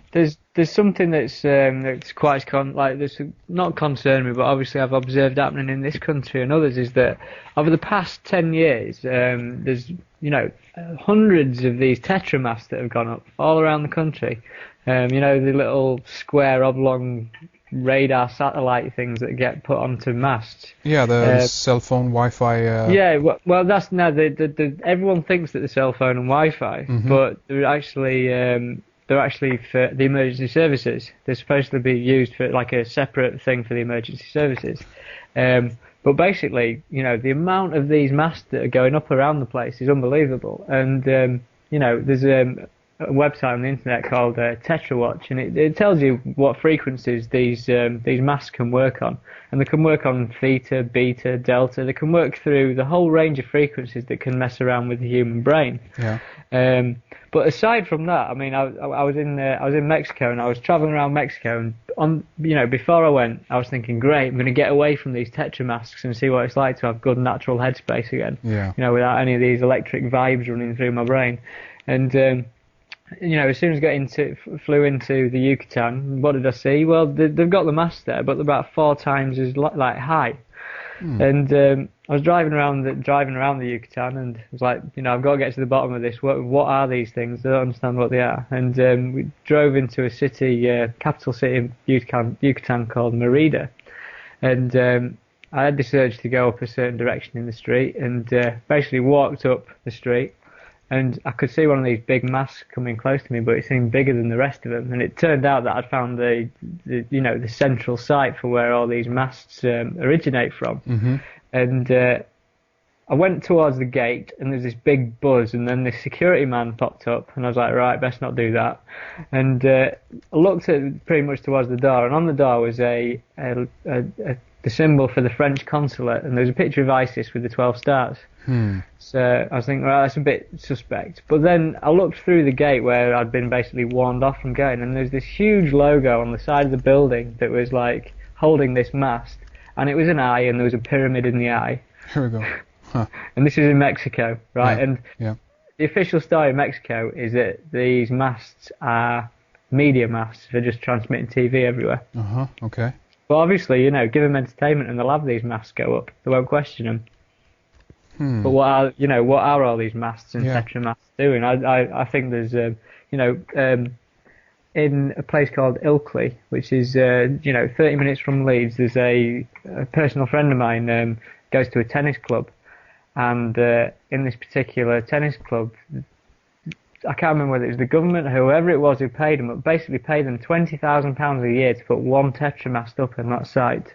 Yeah. Basically, if there's that many of them, there's hundreds of thousands of them, and they're paying £20,000 a year for every one of them. We had a guy called Walter Graham on the program, and I highly recommend that in regards to just the overall, danger and what potentially is going on with the whole Wi-Fi, cell phone, DECT phone, or everything cordless, basically. But I think it was Walter, and I'm sorry if I'm mistaken this, but I think it was Walter who talked about these tetramasts, that this is the new system that the police use, because they managed to move away from the old, analog radio frequency system that they used and wanted to bring in a new one, and they needed a more powerful system also, because they were competing, as it were, with all the other Wi-Fi and cell phone thing going on here. I mean, apparently that's the official story on them. But apparently, most of the police are still running around using the Blackberries. Okay. Which is obviously insinuating that they're not really using the system that they've got set up. Really, that's interesting. So it might be. I mean, what you're suggesting here also, then, I guess, a little bit, is that the infrastructure for beaming signals, if you will, into people's heads is basically laid out now. If you look at the Wi-Fi or cell phone system, they're looking at implementing this on a global level. They're talking about global coverage. There isn't one single spot on the entire Earth that you can go not to have coverage, with your cell phone company, Yeah, definitely. I mean, I think it's definitely all part of it. There's something with electric energy. This is almost like alien. I don't know what it is, but and the fact that it's creeping up around us and we're all being plugged in. Yeah. And even I think it was Tesla and others who talked about the different different characters of electrical light, and apparently right now we're using one which is apparently not the best version of it, if you will. Tesla had formulated a system that operated without wires, and it ran through the earth as opposed to overhead, didn't it? Of course. I think that's what was set up there. Exactly, and even the whole AC/DC thing going on, direct current. There's another way that you can another frequency you can run the electricity on, which isn't apparently as harmful as it is right now. Even people have discovered what's known as the Lily wave within the electrical signal is basically a carrier wave also, and they've discovered the Lily wave running throughout a lot of the different electrical grids. And there's a whole story behind that. We don't have time to get into all of that, but do a Google search also, curious on the Lily wave, and read up on that, because that's fascinating. So. Okay. My personal opinion is that they decided to insist on the current system of electricity, electric distribution that we've got. Because if you look at what a pylon is an obelisk with a few things strapped on the side. Yeah. Do you know what I mean? It's the same shape, and I'm sure it's connected somewhere. It's very interesting. I wanted to ask you a little bit about the also what you might think how they will present if we go back, think of either Project Blue Book or Bluebeam, or something similar, some big event or whatever. And after this point, maybe they would introduce like the new Messiah or whatever. And you theorized a little bit that this is connected with Prince William then. How do you think like a presentation of that would be in effect, and how would people be presented to an idea like that, or to continue the question, would that even be necessary to a certain extent, because people on one level already kind of worship the monarch, the royal family. Not enough to create a one world religion government, I wouldn't have said. But so it needs something more. Is that what you're saying? It needs a boost. I mean, as I've said before, like one current theme that runs between Christianity and Islam is the angel Gabriel, which, as I've said, could be personified as Isis, identified with Isis, and I've obviously identified that with Princess Diana. And I'm obviously, this is, I've got what I think one day might change the next day, how I see this thing running out, but I wouldn't be surprised if it involves some re-emergence of Diana. Because if you look in the book of Revelations, for instance, it refers to the woman clothed in the sun, standing on the moon, descending with the 12 stars around her head, essentially, which refers to Isis coming down and giving birth, to the Son of God as sorts. I'm not sure. I mean, my personal opinion and how I see this unfolding, and obviously, I'm not saying that it's one specific event. It's gonna be a bit of time in which this unfolds. Of course, yeah. And the way I see it unfolding is essentially that it's going to involve a 2-stage sequence, like a double dupe of sorts. And I think the very first stage could be associated with extraterrestrial visitors. I think that could be the very first stage of the plan, and then, obviously, moving into the new Messiah and this sort of second coming, if you want to call it that. That's the one to clinch it. You'll have the aliens come down, and then you've got the second stage, and that'll clinch it, and everyone will go with that, not thinking that it's potentially all a big hoax. Yeah, I see what you mean. You know what I mean? It's like double dupe. Like they're gonna, because that could really reinforce it in everyone's minds. Of course. And I mean, I remember. I mean, So I was just gonna say, however it plays out, if this thing does play out as I kind of envisage it, it's just going to be one hell of a light show. Of course. Well, it's going to be a spectacle with no end. So, better than any Hollywood movie. Oh, of course. No, I mean it's incredible. I'm thinking of a few comments that Marcus Allen did. For instance, he talked about the Skunk Works. One of the companies behind some of the more advanced stealth planes and the bombers. That they had incredible technology that it's so much more beyond what we even can imagine. So even if we would see something really incredible, up in the sky, we still have no clue if this is human technology. I mean, we might look at this as this can't be human technology. It's impossible because again we're conditioned and we have all this time be compared to the older technology. If we look at it like this, to put this in perspective, I think this is an important point. If we look at, for instance, air traffic, how airplanes have, if you will, stuck in the 60s or 70s. Nothing basically has happened. We've gotten fancier seats and a few they've remodeled the design of the things a little bit, and maybe advance some of the aerodynamics so it goes a little bit better through the air or whatever. I do believe that's part of the agenda. Of course. I mean, obviously the fact that that we've had no progression in technology as far as aviation is concerned. Yeah.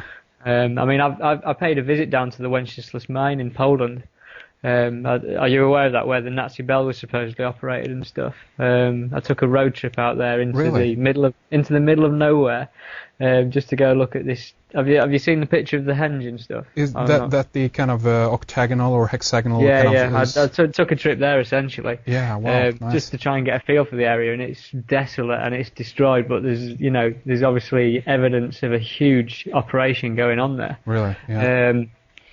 But yeah, I mean, obviously you can follow that through, and you could easily read into the fact that we have got this technology, and we've had this technology for a good 60 years now. Yeah, of course. And obviously the main predominant reason for not releasing it is at the moment there's acknowledgement that we've got free energy.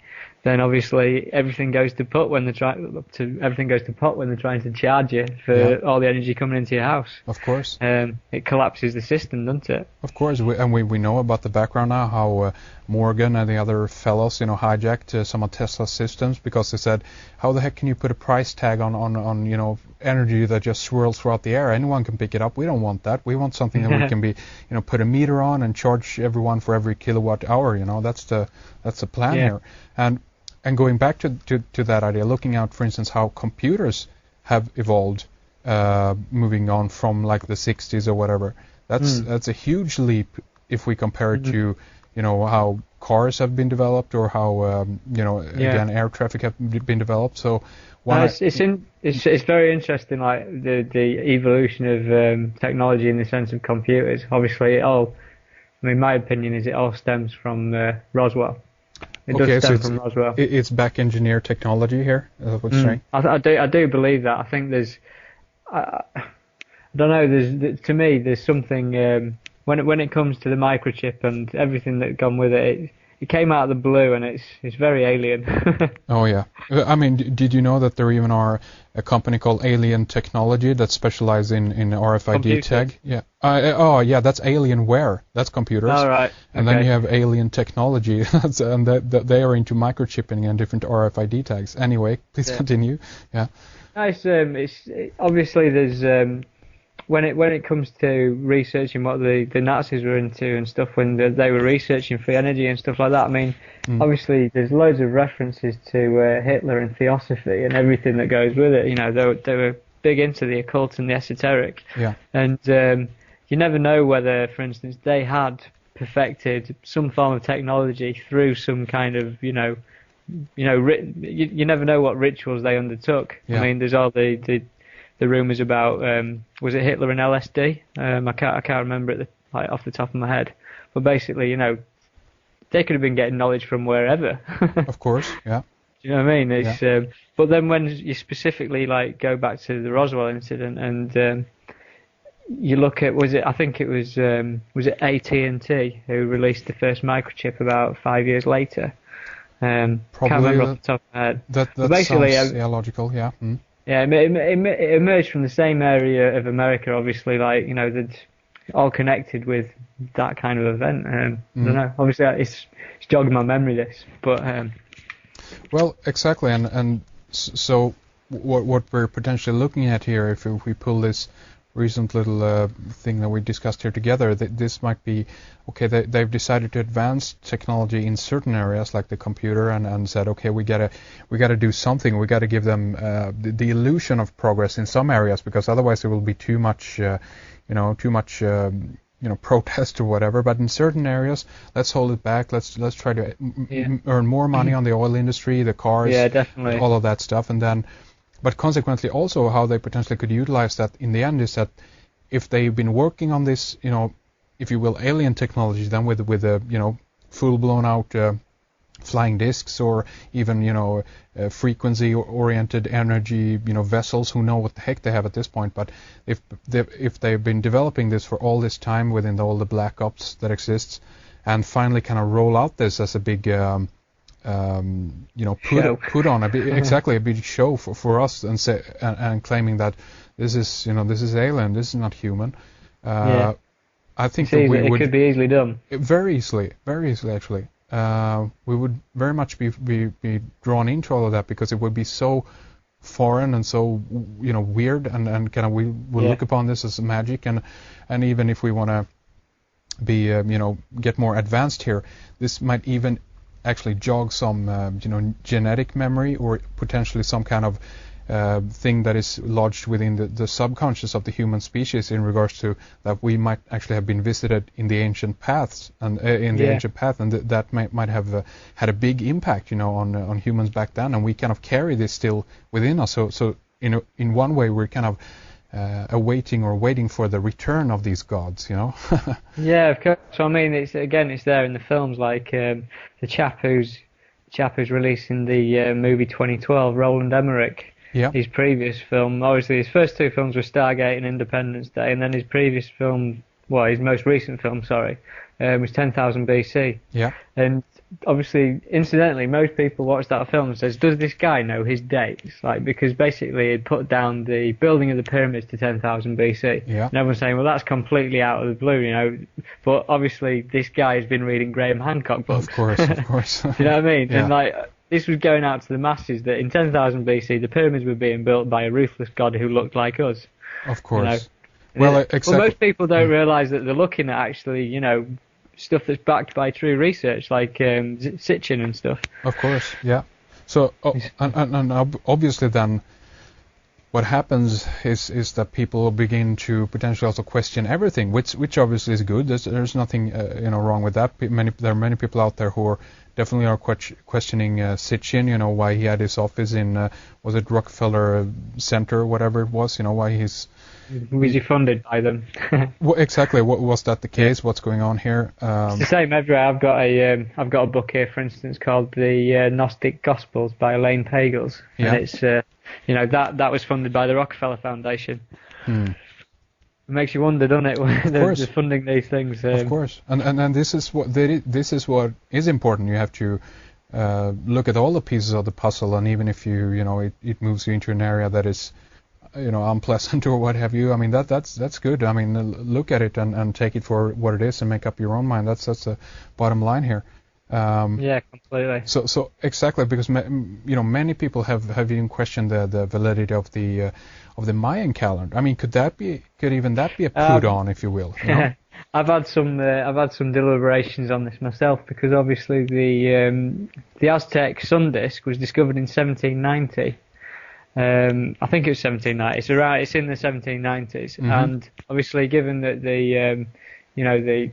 the Great Seal on the dollar bill was 1776. What I was talking about with Schweppes before was 1783. It was in the period of the Enlightenment. It was at a time when there was revealing a lot, as far as this progress was concerned. But I mean, the funniest thing I found was that basically the Aztec solar disk. They said that we'd lost it. We found it in 1790. It was buried under a Catholic church. There we go. Which was the obviously the main cathedral of New Mexico City. Huh. And it was underneath that. And okay. And I find that. Yeah. Sorry to interrupt. I just want to mention that obviously it is. It is the case that in many instances the Celtic Church they built their cathedrals upon the old religious sites in order to get the people still coming to the same site. So it's still a possibility that they build a thing on top of there and then later discovered it. But I definitely hear what you're saying here. I don't believe the idea that they lost it, because this thing's about 4 meters high. Of course, yeah. It's a hard thing to lose, isn't it? It's not like you can lose it in your back pocket. No, exactly. I mean, and it's. It's a very good point, because it's these things are always we always are subjected to the idea that things are lost or all the libraries are burned. All the conquistadors took all the material and burned it. And in many cases, I don't think so. I think they saved it. They've taken care of the knowledge in those scriptures. And they've not burnt them at all. They've just told people they've burned them. Of course, exactly. And I think that if we look at 2012, then, for instance, they might be up on the game. I mean, if we look at the Vatican or the Catholic Church, they might be totally in tune with actually what is going on. They might know that there actually are a true, changes, as it were, in the cosmic properties of this particular time, and things are going to happen. But obviously, they want to utilize that energy. They want to be on top of that. They want to use it themselves. Of course, they want to continue their agenda and just contain the same power structure. So that even though that some of these things, within all of this might be disinformation, it might be, put on, it might be exaggerations, what have you, but it still doesn't mean that everything is fake. There still might be a very core issue here might be, very true. Well, for me, I have deliberated about the Mayans and the prophecies and stuff, and I've got a book here that's got the prophecies as translated direct, and in the actual prophecies they warn of the coming of Christianity and everything that goes with it, and you have to remember that obviously the Mayans, the Aztecs, the Incas, and everything that's gone with them in South America and Central America, they're all indigenous. Yeah. Which is a completely different thing to Egypt, because Egypt were your star worshippers, whereas Maya was all about worshipping the earth, and it involved the ritual use of hallucinogenics and ayahuasca and all that goes with it, and obviously it's a different source of knowledge for me, and that's how I perceive it, and that's why I've still got faith in essentially what the Mayans talked of. It's a little bit like the Egyptians potentially in a way are looking more outwardly. They're looking out into the heavens, out into the sky, up towards the stars, and potentially the other version of that is that they're looking inside to the inner cosmos and making discoveries about themselves. Obviously, that took place, I think, within Egyptian religion and theology too. That was an incredibly long time span, incredibly long different dynasties ruling, and there were different agendas that was going on behind that, whole I mean, one thing I find strange about the whole thing is that, for instance, if you look through the history of Egypt and the civilization, and it's always been attacking the area of Babylon, Iraq. Yeah. There's always been that continual war with the force from Egypt, and it's, it makes you wonder what it's really trying to fight, because it's been there all along. Yeah.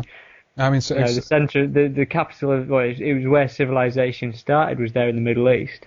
So they say, and, so they say, obviously, but it just seems that it's like there's just this continual, ongoing battle that's always been going on between the Egyptians, which I'm sure, for instance, I descended from, and some of the fundamental people from the Middle East. It's interesting. Very interesting. So what we again here potentially are looking at is a continuation of a very long agenda, and I remember getting a question about why it could be that an agenda can be propelled for such a long time or through so many generations. If we look at the fact that they might have been doing this for 6,000 years, maybe even more, and people can't get their head around why would someone who can't see the end of their of that achievement be propelling that along.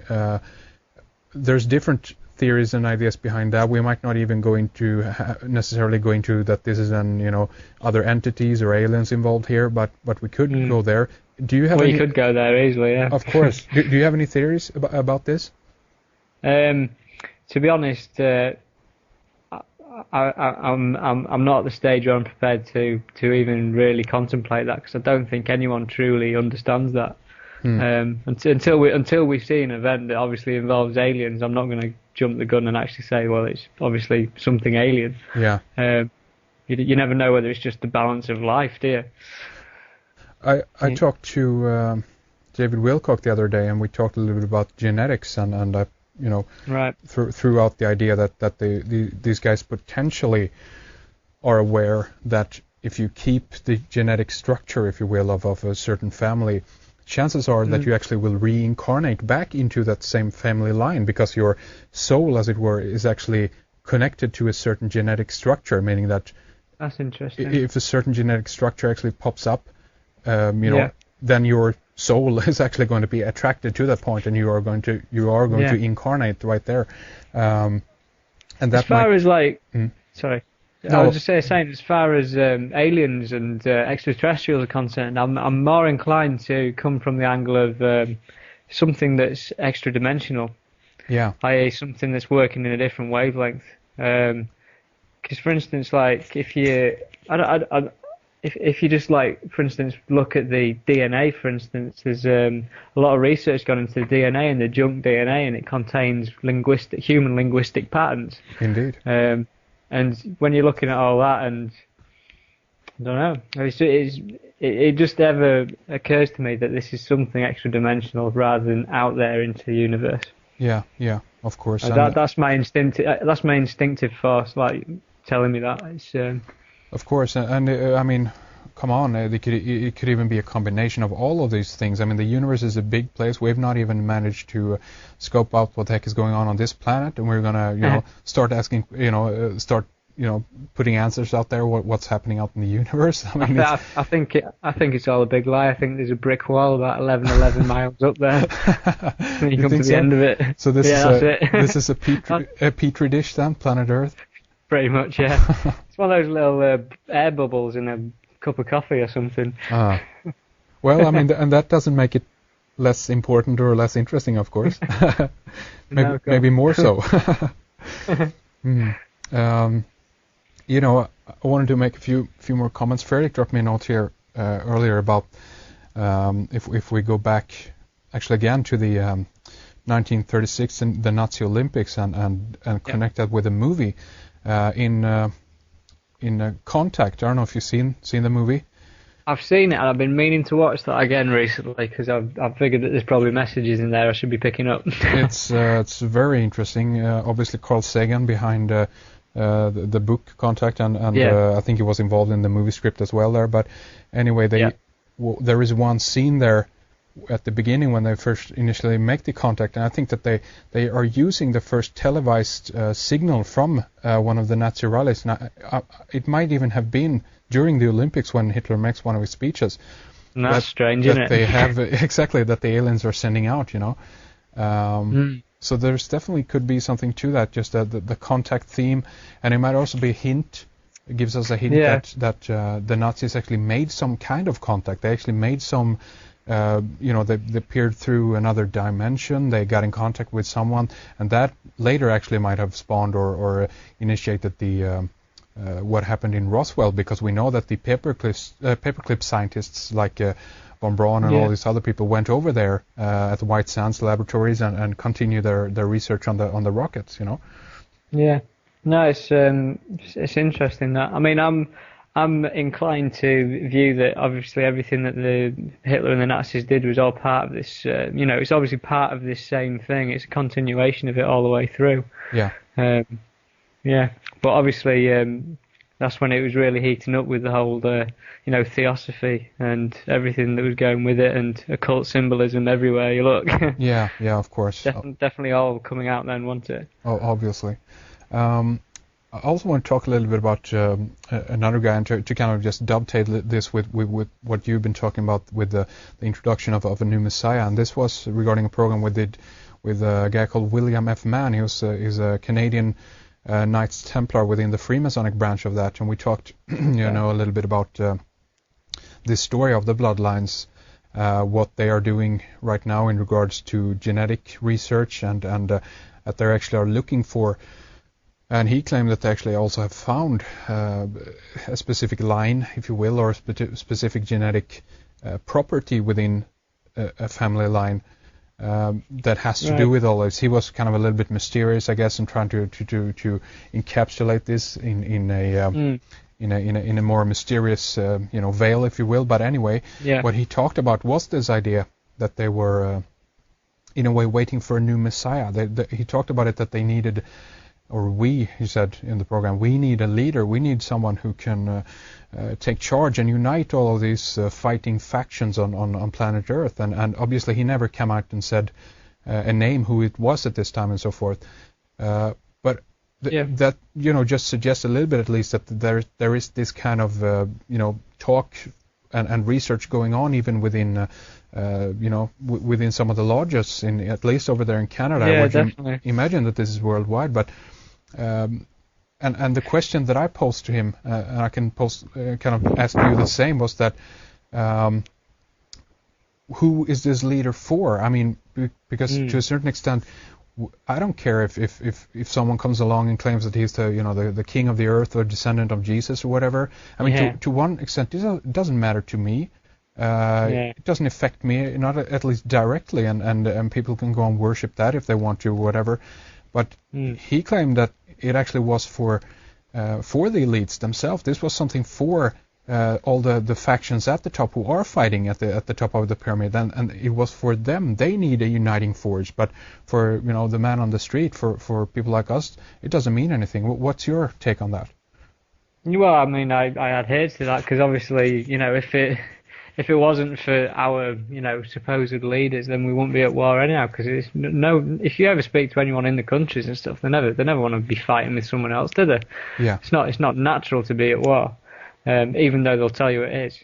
I mean, I don't know. It's I obviously don't understand what the people at the top of the pyramid obviously need, and I don't understand the actual kind of internal bickering that they might be having, but as far as I'm concerned, I don't need some Christ-like figure to worship. Yeah. Do you know what I mean? It's not a necessity. If, for instance, obviously we have got issues in the world, we've got greed and we've got power and we've got war and we've got violence and we've got jealousy and stuff, and these things will always be there while the world exists as it is. And I mean, what I've been thinking over recent days essentially is that this event that I've seen coming, I don't necessarily think it's going to be a bad event. It's going to be a good event, in the sense of I do believe that a spiritual society is going to be a much better society than what we've got now. But I still can see this being, the fact that it's still going to be like a spiritual society, but it's going to be ingrained in like a pyramid of oppression, i.e. in the same kind of, class system sense. Yeah. I mean, that's the difficult aspect to comprehend. And I mean, if you look at, like, for instance, the Georgia Guidestones, and they've got the 10 Guidestones, and it was anonymously erected by R.C. Christian, and obviously R.C. Christian is an anagram or a wordplay on Christian Rosencrantz, who's the founder of the Rosicrucians. Right. And obviously they've outlined on those 10 guides, on the 10 commandments on those Guidestones, their vision for a new world. And obviously it is based on a spiritual society. It's based on a lot less people as well. 500 million, I think it was, that they wanted to bring the population down to. Yeah. And it could be that, what is going to unfold is going to ascend the population, but it's going to reduce the population. And it could be that they're making this world for their own. Yeah. Do you know what I mean? Yeah. And that's what they've been working towards. I don't know. It's a difficult subject in that sense, because you could look at it from two angles. You look at it as, I mean, my personal opinion is all of this Alex Jones, Prison Planet, InfoWars, fear-mongering on a political and government level, that's doing no good whatsoever.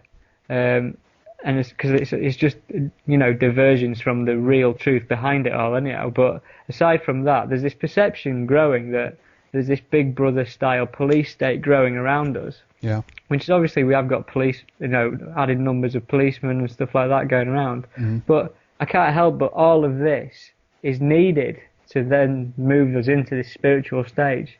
This is all a fictitious kind of like story. We're going to have to make us look like we're putting this horrible society on people, involving like, the police and everything that goes with it, Big Brother. Yeah. I don't think that they could ever, logically they can never implement anything like that anyhow, because the people will always win. That's a good point. I mean, they have been setting up the rules for the planet. Also, I mean, to some extent, they've managed to implement a system on a global level, and they've been running the show basically from day one. That doesn't mean that people within the system still have power or freedom to do what they want to. Of course, there's still it it isn't a prison planet on one level. I mean, we are, if we don't pay attention to all of this stuff and just move away from it, there's still possibility of us, just living out in the forest, having a nice time, and never even bothering about what's going on here. That might change. Interestingly enough, seeing what I see and stuff, when this was a bit back, and I was looking at Prison Planet website, and I've stopped looking at it since, because it's just gets you stressed out for no reason. But basically, if you look at the words Prison Planet, you could look at it as Prison Plan ET. Yeah, there you go. Exactly. The ET Prison Plan. Yeah, exactly.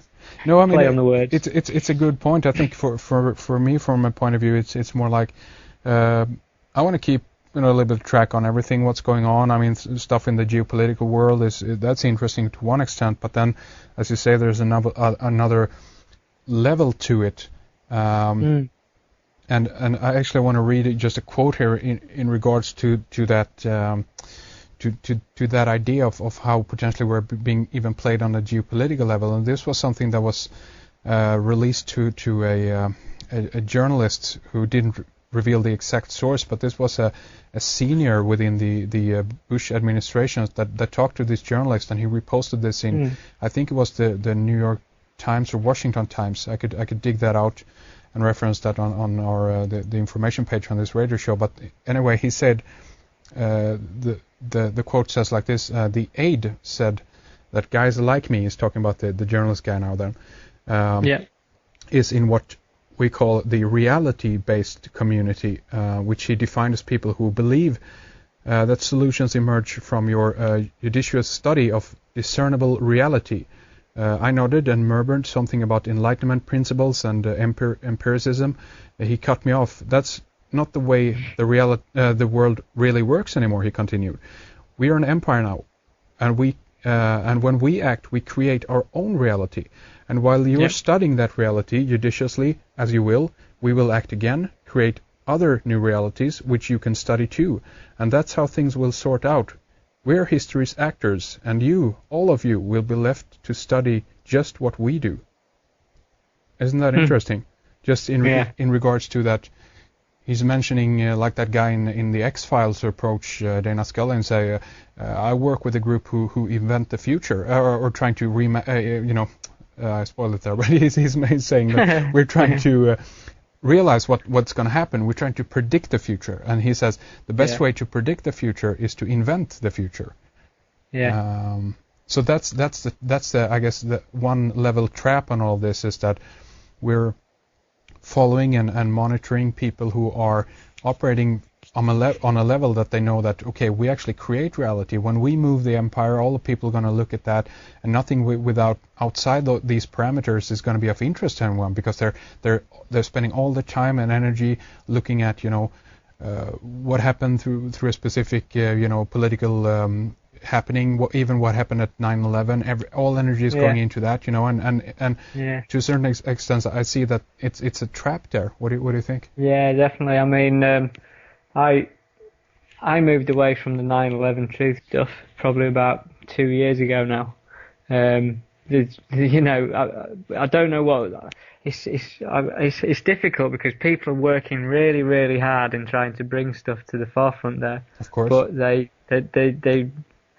it's almost like there needs to be this understanding that event was there for a reason, and it's this reason that we're following at the moment. And you might actually get your conviction of the people you're after, but even if they're convicted, these people are all instrumental in this plan, and they're never going to be sent to where we've told they've been sent. Do you know what I mean? It's all part of the great plan that's unfolding around us. William Shakespeare, the whole world's a play pretty much, isn't it? Or the whole world's a stage, sorry. Yeah. I mean, that's the way I see things unfolding. It's not good to get stuck in the past. Got to keep looking at the now. Exactly. I hear what you're saying, and again, it's that, I think it's that balance between the two sides, because to one extent, if we totally ignore the past, then we're not going to be savvy to what's either going on now or what might be coming tomorrow. So obviously, like, looking at 9/11 is a very important thing. It's a key part of all of this too, because that actually helps many people to wake up to a larger It was the catalyst, reality. wasn't it? It was the main catalyst. Exactly. I won't ever disagree that. I mean, the problem you've got is that, for instance, a lot of the people who are sticking with the 9/11, researching it on and on, and they keep coming up with more and more evidence, which is brilliant. But if and when something does happen, it's going to have jumped up on them and they won't even know what's gone on. Obviously, something on a different scale, a different level, obviously on the kind of levels that we're talking about. The next level of the conspiracy, so to speak. Yeah, it's going to take them by surprise because they've not put the efforts into, understanding the current situation. Right. On that note, just I wanted to pop this question while we're talking about 9/11, because last time in the first segment of the program we did this past Sunday, you mentioned a little bit about loose change, and I got a question about that. If you could clarify what you meant, because we just rushed by that you had some suspicions about that, or.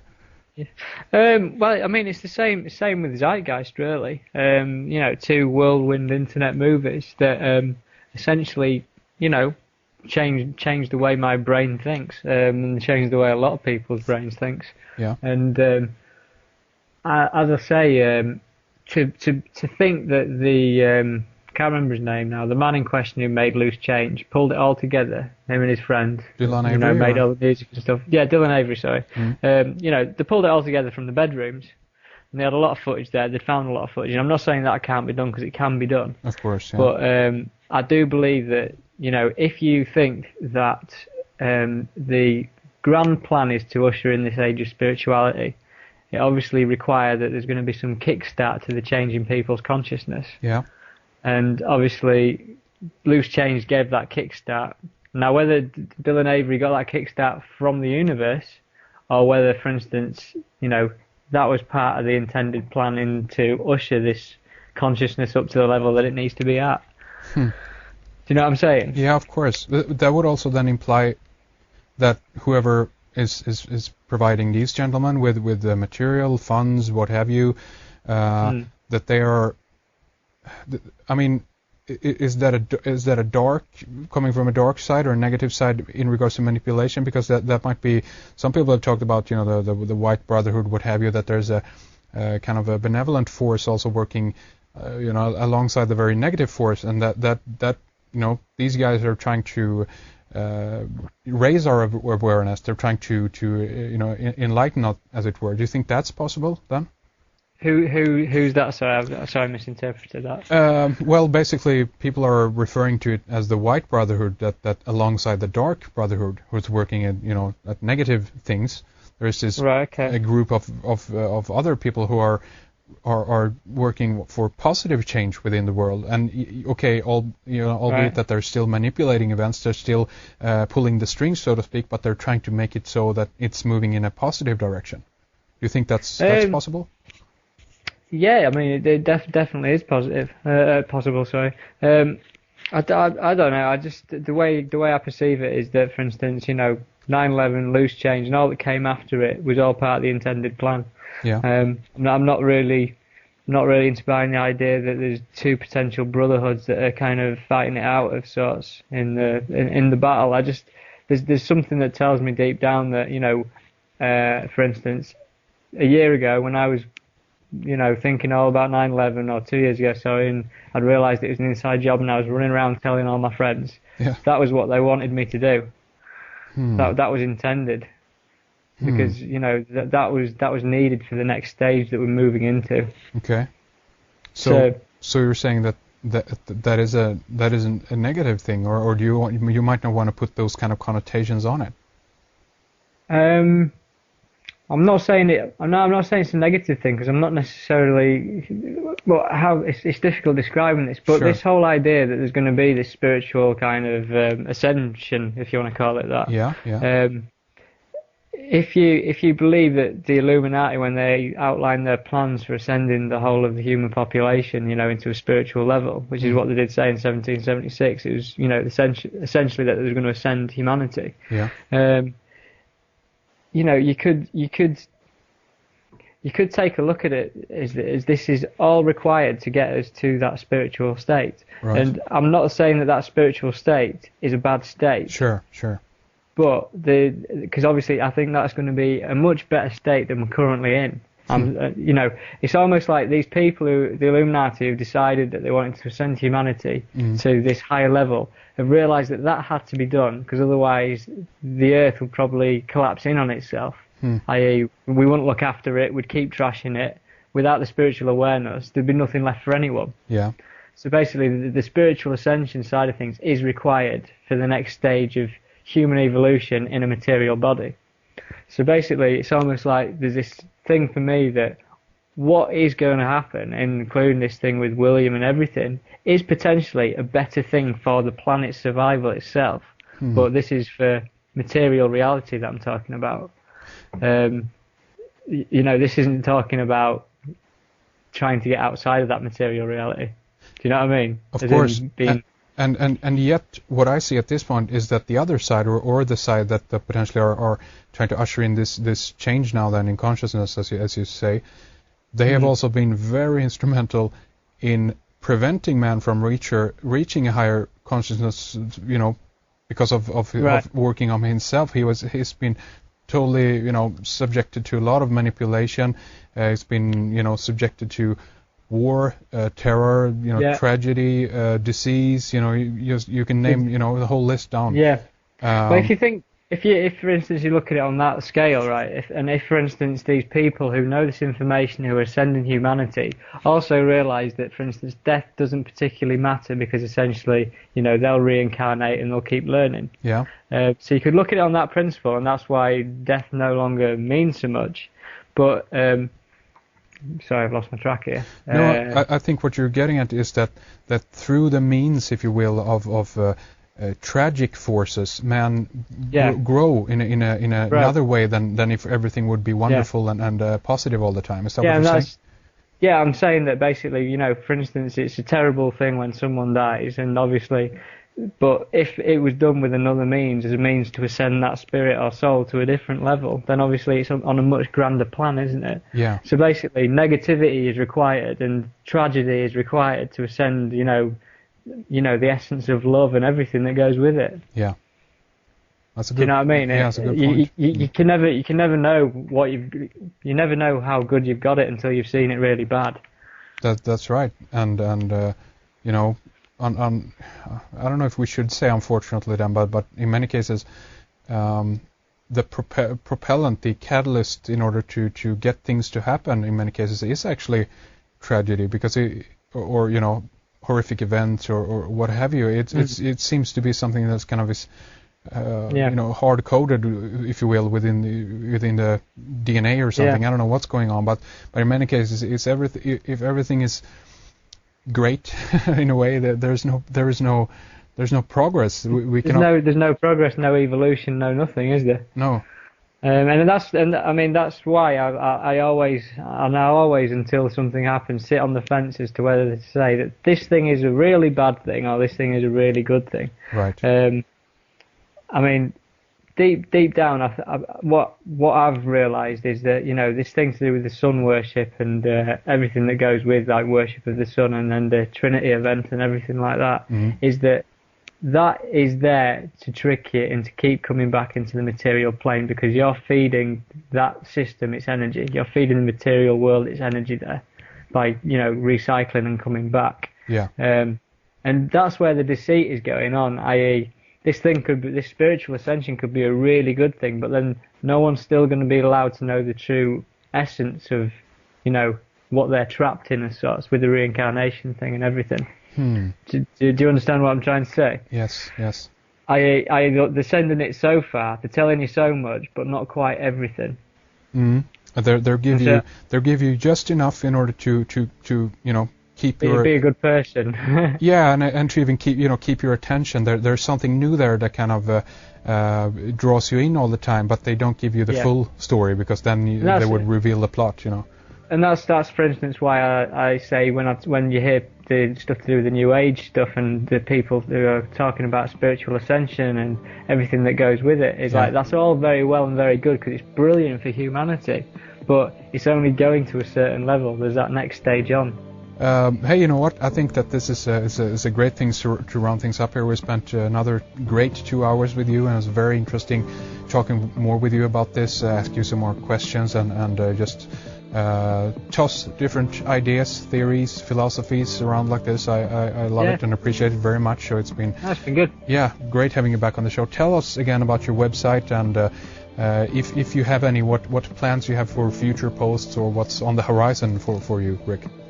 Okay, well, the website's thecosmicmind.blogspot.com. Currently, I'm just going to be... I've essentially covered through this radio talk a lot of work, and I'm going to be spending a lot of my time compiling the evidence for you to actually read at your own time, and so you can see where I'm coming from. And that's my first step, really, to get on top of things. Brilliant. And then, obviously, I've recently been speaking to some friends of mine in association with getting some... maybe some videos produced on the back of my findings. So, great. Obviously, stay tuned. Very good. thecosmicmind.blogspot.com. Rik, thank you very much for coming on. We'll do it again soon, I hope. Okay, yeah, that's brilliant. Thank you.